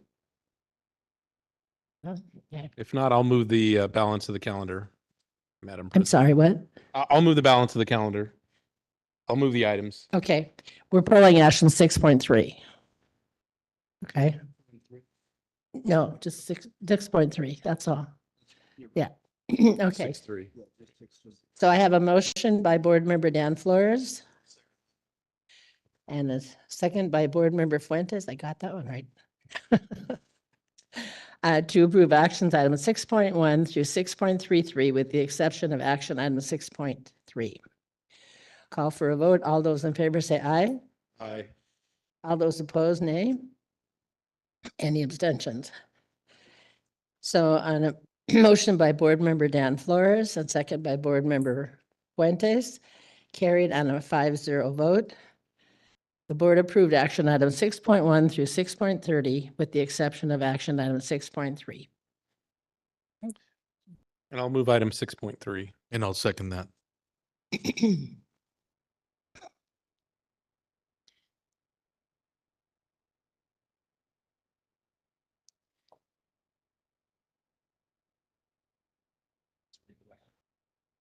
Okay, action item 6.3, I need to read this. We have a motion by Board Member Dan Flores, seconded by Board Member Fuentes to approve action item 6.3, which is the approval of employment agreement for the Assistant Superintendent of Educational Services 2024 to 27 as presented. Here's the presentation. Approval of contract renewal for Assistant Superintendent of Educational Services Division 2024 to 2027. Tina Peterson, Assistant Superintendent, Educational Services. Term, July 1, 2024 through June 30, 2027. Annual salary, $240,676. Annual work year, 222 days. Vehicle, district-provided vehicle for Assistant Superintendent's use. Fringe benefits, health insurance, the same medical and dental insurance benefits offered to other certificated management employees. Sick leave, 14 days per year. Retiree health benefits. Due to the length of the assistant superintendent's service with the district, assistant superintendent is vested in the district's retiree health benefits program. So I have a motion by Dan Flores, seconded by Mr. Fuentes to approve action item 6.3, approval of employment agreement for the assistant superintendent of ed services 2024-27 as presented. Mrs. Medina, would you do a roll call vote, please? Mrs. Flores? Yes. Mr. Fuentes? Yes. Mr. Flores? Yes. Ms. Doreen Ojeda? Yes. Mr. Ibarra? Yes. Thank you. Thank you. On a motion by Board Member Dan Flores and Board Member Fuentes, the board approved action item 6.3, approval of employment agreement for the Assistant Superintendent of Educational Services 2024 to 27 is presented. Thank you. We are now at Administrative Report 7.0. For Administrative Report 7.1 or 7.2, are there any questions or comments from board members?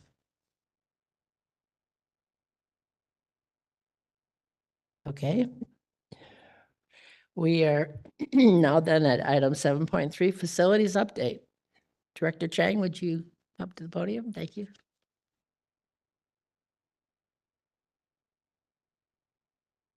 Good evening, Board President Joanne Ojeda, Board Members, Superintendent Miranda, members of the public. I'm glad to be here tonight to give the board an update on some of our projects in progress.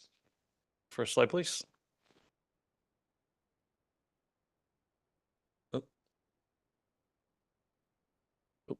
So, all right, first up is well,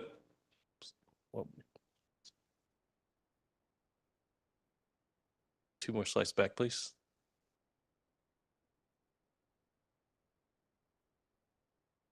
Go ahead. All right.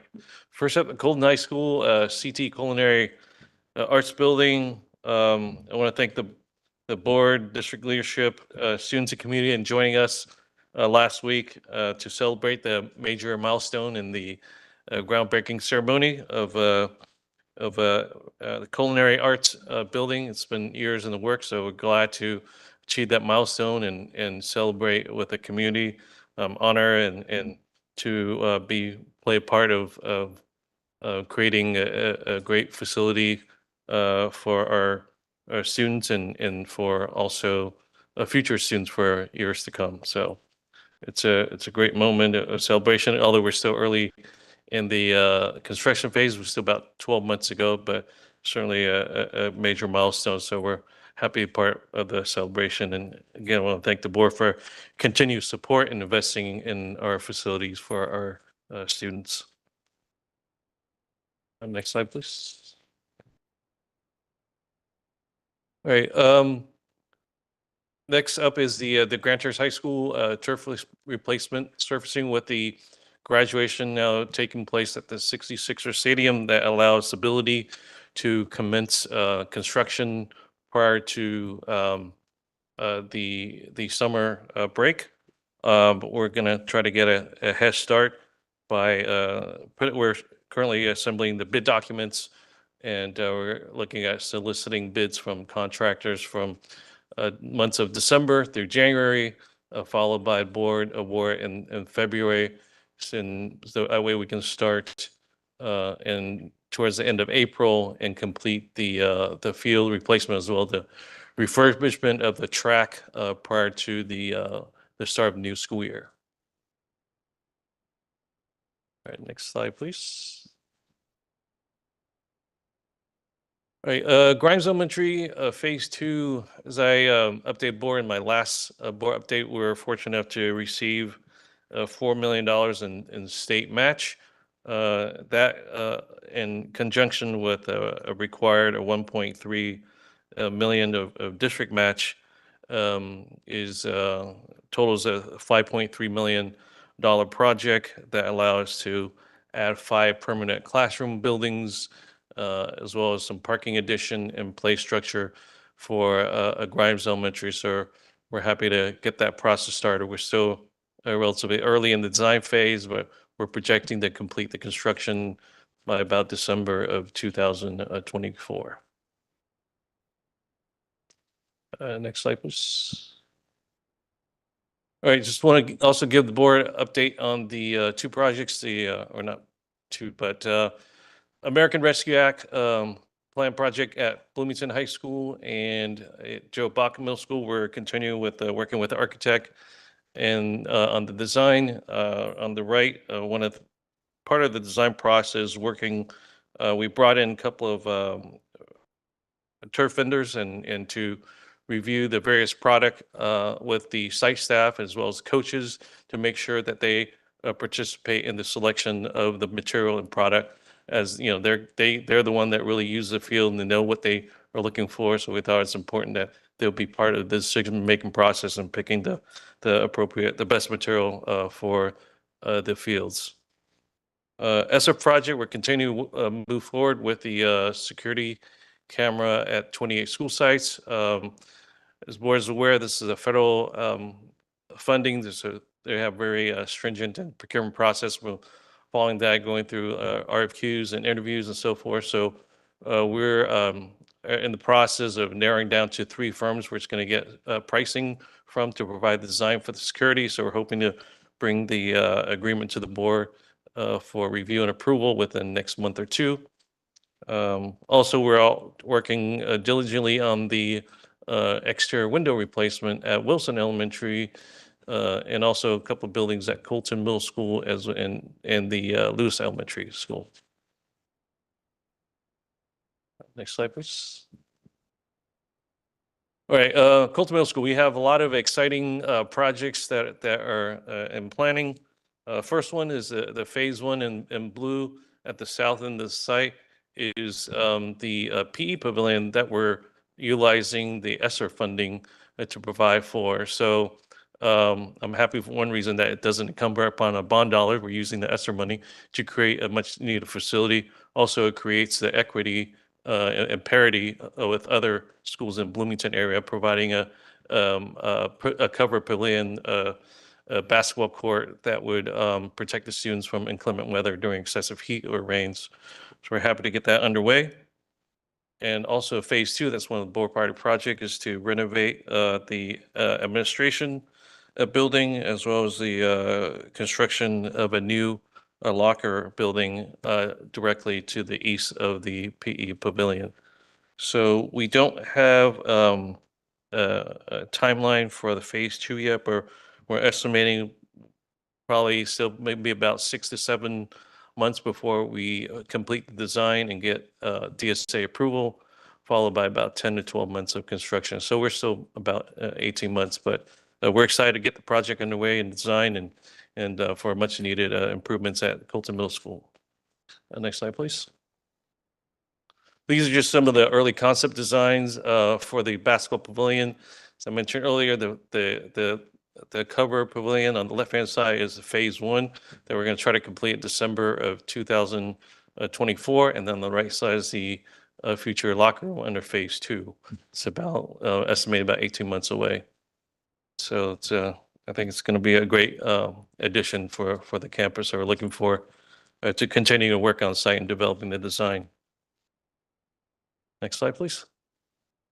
All right, similarly at Terrace Hill Middle School, we're using the ESSER funding as well to provide similar pavilion for the students as well. We're actually going to be demoing the pool, which hasn't been used for quite some time. And it's really a lot of wasted space. Again, we're really happy to be able to utilize some of the ESSER funding to create a much needed space and for the students as well. So unfortunately, that architect is not as far along as the Colton Middle School, but we're going to have provide really a similar design for the Terrace Hill Middle School as well. Also happy to report board that the one of the board party project providing a new administration building addition, also classroom conversion, as well as a new additional classroom toilet building, which is indicated as a phase three. We just received DSA approval. So we're working with the architect to develop a schedule where we can commence the bidding followed by construction. Also, prior to that, in preparation of the construction, we have to do some installation of some interim housing, which we're anticipating to take place between March to June of 2024. So really, again, a lot of exciting projects and things in plan, and really happy to be able to provide a lot of much needed facility improvements for that campus as well. All right, and I believe, oh, sorry, one more slide. And these, again, these are some of the renderings that the architects provided for the addition. At the bottom left is the administration building, and flanking on either side, some of the staff workroom space, or the reception area, and the upper right-hand corner, it's just a rendering of the classroom space that we'll be providing for the campus. And this concludes my update. Any questions? Thank you, Owen. Any comments for Owen? Dan? Thank you. Owen, just a quick question on the CMS pavilion and locker room. You said new, so just to clarify that the current locker room is going to be raised completely. It's going to be a new build, not a renovation of the existing building. Is that the plan? Oh, no, actually Terrace, at Terrace Hill Middle School. Sorry, Colton Middle. CMS. Yes, Colton Middle. Yes, we're going to be demoing the existing locker room after the new locker room is constructed. So okay, yes. And then will the pavilion is slated to be built first, then the locker room? Yes, because of the funding reason, Okay. the ESSER funding has to be spent by December 2024. So that's why we're kind of all hands on deck trying to get everything designed and constructed. It's a very aggressive schedule, but we're up for the challenge. We're very excited the opportunity to utilize the ESSER funding. You know, so okay, very cool. Sounds good. Thanks. Anyone else? Oh, Mr. Ibarra? Yes, thank you. As we all know, our district's very, very fortunate to have Owen as our facility director. As we've worked with him over these years, the amount of improvement in our district has been incredible. And the continued projects that we're working on, which also includes our culinary classroom project, which we had a really nice ceremony that Owen mentioned, is attributed to the work, the hard work that Owen puts in on a daily basis. I just wanted to take this opportunity to acknowledge him, thank him for all the work he's done, because as I go around our district, I can see all the work that's happened. We've refaced a lot of our districts over the years. No, many of our schools, Cone High School as an example, is not what Cone High School was 15, 20 years ago. So, Cohen, I just wanted to say thank you. Very impressed with your work. And once again, we're very, very fortunate to have you here in our district. Thank you. Just obviously, like Dr. Miranda said, it takes a village. So really fortunate to have a good staff over the years, and I'm really fortunate. And obviously, it can't happen by myself alone, but I have support from above and people that work along me. So I'm going to give kudos to them as well. So thank you. Well, we're glad it's you. All right, thank you, Owen. ACE update, Mrs. Parachi.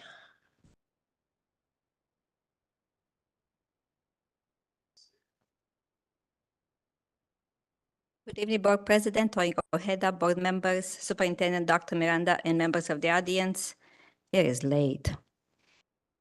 We have witnessed the dedication and hard work of educators who have been tirelessly navigating the challenges of this academic year. Dr. Pearson has a word that I'm not allowed to say here. It starts with D and ends with J. Since August, they have been on full speed, leaving no room for breaks, and their commitment is truly commendable. Amidst the daily hustle and bustle, there is a silver lining that warms my heart. The Thanksgiving break, which is upon us, bringing joyful smiles to the faces of our dedicated staff and myself. It is time for reflection, gratitude, and well-deserved pause for all of us. I'm particularly thrilled to share the success of our induction candidates. All 37 of them have successfully completed the first quarter of their 2 years program, marking a significant milestone in their educational journey. Their dedication and progress are a testament to the nurturing environment we strive to provide within our district. I'm starting to bring induction to the meetings because I have a plan. I have a plan with my team, with the ESC team, the 7 of us that are running this program with the support of HR coordinators, to have the best induction program ever. I'm very sure that we can do it because I know we have the support behind us. Furthermore, the intensive cognitive coaching training that many of our members are currently undergoing is a noteworthy endeavor. The commitment to personal and professional development shines through as they immerse themselves in this challenging program. 8 full days. I find it fascinating that the trainer strongly encourages everyone to unplug during the 7-hour session. Do you know how hard it is when the trainer looks at you when you pick up your phone and you're not allowed to answer the phone and there's no computers? It serves as a poignant reminder of the importance of focused learning and self-reflection, even in this digital age. So just for you to know, my goal is to have all the induction coaches go through this cognitive coaching, and I know that I can work with Joda because she has the bag of money. So I have a sandwich today, so that's why I started so nice, because you know where I'm going. As we celebrate this achievement and express our gratitude for the hard work of our educator, it is crucial to acknowledge the need to conducive environment and support their efforts. Therefore, I urge the school board to provide clear parameters for negotiations and to prioritize the negotiation process tonight. I'm hoping that tonight in closed session, you have parameters for the bargaining team. They are meeting again on Wednesday.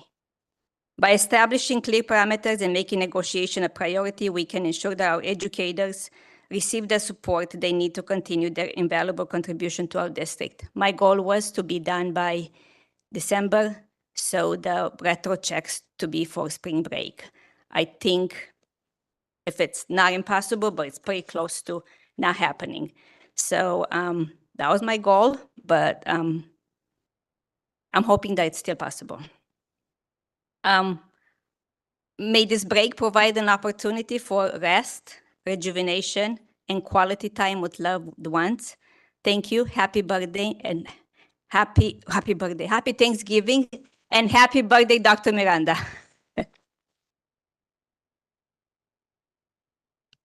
Thank you, Mrs. Bracci. Do we have anyone from CSCA here tonight? Nope. And there's no MAC update. In ROP, Mr. Ibarra, do you have an ROP? Okay. We did have a meeting last week at the ROP, CRIROP, and very enlightening because their presentations are always so positive and informative. One of the goals of ROP is to provide all our students here at Cone Joint Unified School District with the most updated equipment and staff as they possibly can. The numbers continue to be very impressive as far as certificates and completions. And with that in mind, starting next month, they're going to start their annual counselor roadshow. And those dates should be come forth. And I was asked by the superintendent to invite all school board members, and we'll try to get those dates out to you. And so that if you like, you could attend, and maybe I could have Israel mention those dates at this point in time. So we have Bloomington High School for December 4th, Colton High School December 5th, Grand Terrace High School December 7th. So you're all invited. Anything else, Israel, you'd like to add? I'm going to give her this right now. Anything else you'd like to add? Oh, yes. Just a couple of highlights. Yes. Two Valley College counselors are on the comprehensive campus assisting students with transition from high school to community college. Grand Terrace High School graphic design program has submitted 125 entries for the Evening of Excellence. And then today, I think we found out who one of the winners was from Grand Terrace High School. And Slover Mountain High Child Development Program in partnership with the City of Hope to participate in the youth nutrition education and leadership advocacy. We also had the criminal investigation pathways from all three of the districts, Colton, Redlands, and Yucaipa, present at the meeting that we had at CRIROP. And it was great to hear the equipment, the new stuff that they're using to teach our students. And also, if many of you don't know, in the future, to be a police officer, you will need to have a bachelor's degree. So that is coming. Yes, you will have to have. It's coming soon. It's in the talks. To be a police officer, you will have to have a degree. And I forgot what the term was that they called it, but it is coming to where if you want to be law enforcement, you will need to have a degree. So if you're listening right now, students, start getting on it before you'll need to have a bachelor's degree to become a police officer. So that's all I have. And just remember one more thing. The CRIROP Foundation, the Evening of Excellence is coming in May. And if you'd like to donate to the foundation, please look us up on CRIROP, www.crirop.org. And you can find information on the foundation, and we'd love to have your donation. Last year, we gave away almost $22,000 in scholarship to students through the CRIRA program. Thank you. Thank you very much, both of you. At this point, we are at item 8.1, Superintendent's Communique. Thank you, Board President. So I have a short communique this evening. So first slide is I want to highlight our 13th annual jacket drive. And so help us keep our Colton Joint Unified School students warm this winter by contributing to our annual jacket drive. Donations of new jackets are welcome and can be dropped off at Student Services at the 850 Washington location. Dr. Ortiz will take them all. He's over there. Donations are going to be accepted until December 1st. The distribution of collected jackets to students in need will commence right after that. So just to all of you, your support makes a meaningful difference in a student's life, and please consider donating if you can. Our students need your support. Next slide, please. This was remarkable. Last week, we had a remarkable event unfold at Cooley Ranch. As you see in the picture there, we just witnessed the return of a significant piece of history. The flag you see there in the picture that I'm holding with Veronica Odinas, the principal there, once soared above the U.S. Capitol. It was presented by former state Congressman Congressman George Brown Jr. during the school's grand opening 30 years ago. It was discovered by Molly Gainey Stanley, who sent it to me in a box with a beautiful letter, and so we had to return it rightfully back to Cooley. We had this pretty awesome ceremony. It's a treasured relic, and it's back home where it belongs at Cooley Ranch Elementary, and it's just a symbol of our heritage and a testament of our collective history. So pretty awesome just to be part of that. And last, certainly not least, we have the Thanksgiving break coming up here, and much needed. We just want to make sure that everybody knows that all our sites and offices will be closed Monday, November 20th through Friday, November 24th, and we'll be back Monday, November 27th. In fact, this morning or afternoon, I shot a little reel. Well, Eric Perez, our communication specialist, is putting it out there. So on behalf of the Board of Education, Executive Cabinet, I want to extend a warm wishes for a joyous Thanksgiving to all of our students, families, and staff. It's really this time of gratitude and togetherness. So I really encourage our staff to unwind and relish the moments spent with loved ones. Your dedication to our district is invaluable, and the board, Executive Cabinet extends a heartfelt, gratitude for your unwavering commitment. And we are privileged to serve our students, parents, and community. So happy Thanksgiving, everybody. And with that, that's my communique. Thank you, Dr. Miranda. We'll start our board member comments with Bertha Flores. No comment, just wishing everyone a happy Thanksgiving. Get some rest. Thank you. Thank you, Board Member Fuentes. They're changing my name and I'm changing my voice. I'm kidding. And that's not even my hearing. Awesome. Just wanted to say, have a great Thanksgiving, everyone. Enjoy your break. Remember to give thanks for everything that you have, your job, your family, whoever's there with you. Please, if you get that opportunity, give them a hug. Give them a hug, because a lot of times we don't tend to do that. We're so busy doing what we're doing, and give thanks for them. Have a great Thanksgiving. We'll see you guys in about a week or so. Thanks. Thank you. Board Member Dan Flores.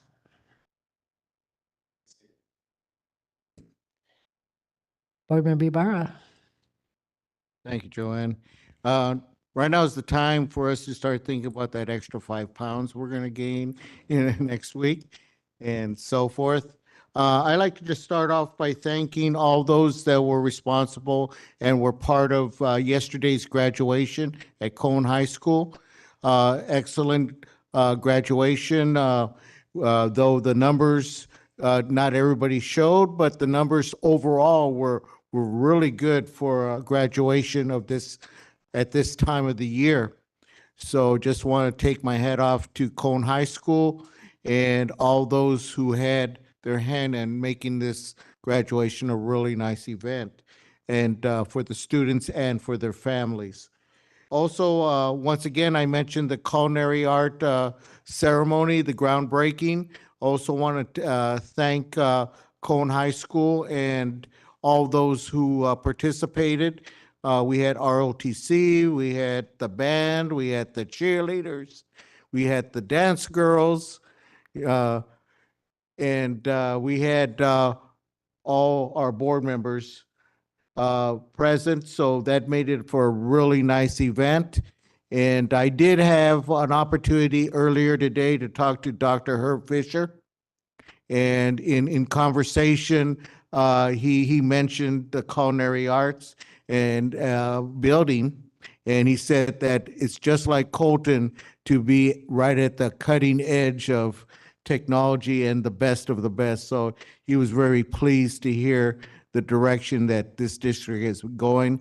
And though he's out there looking at possibly getting a new Porsche, another one, he keeps his eye on Colton, and he did mention that he's looking forward to coming down here sometime, maybe in the new year, and he would love to visit the district.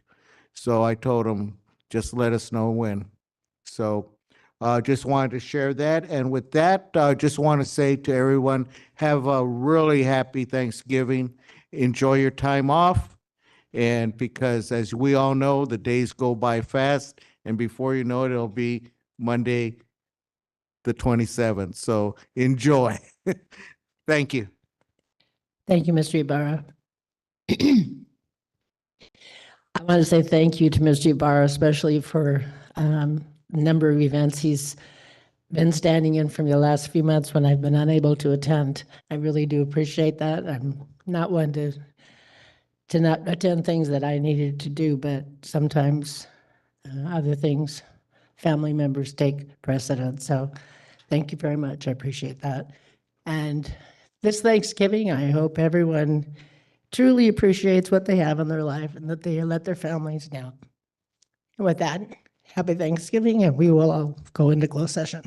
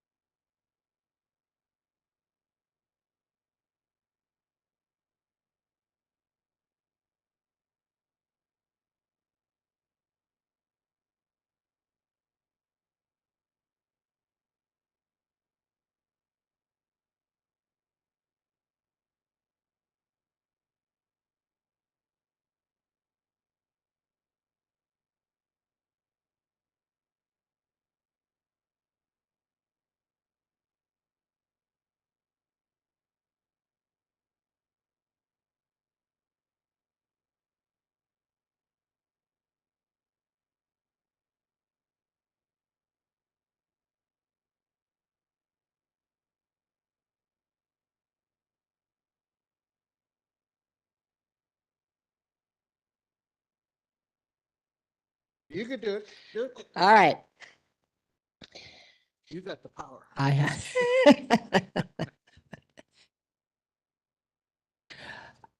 In closed session on a motion of board, motion from Board Member Fuentes and seconded by Board Member Bertha Flores.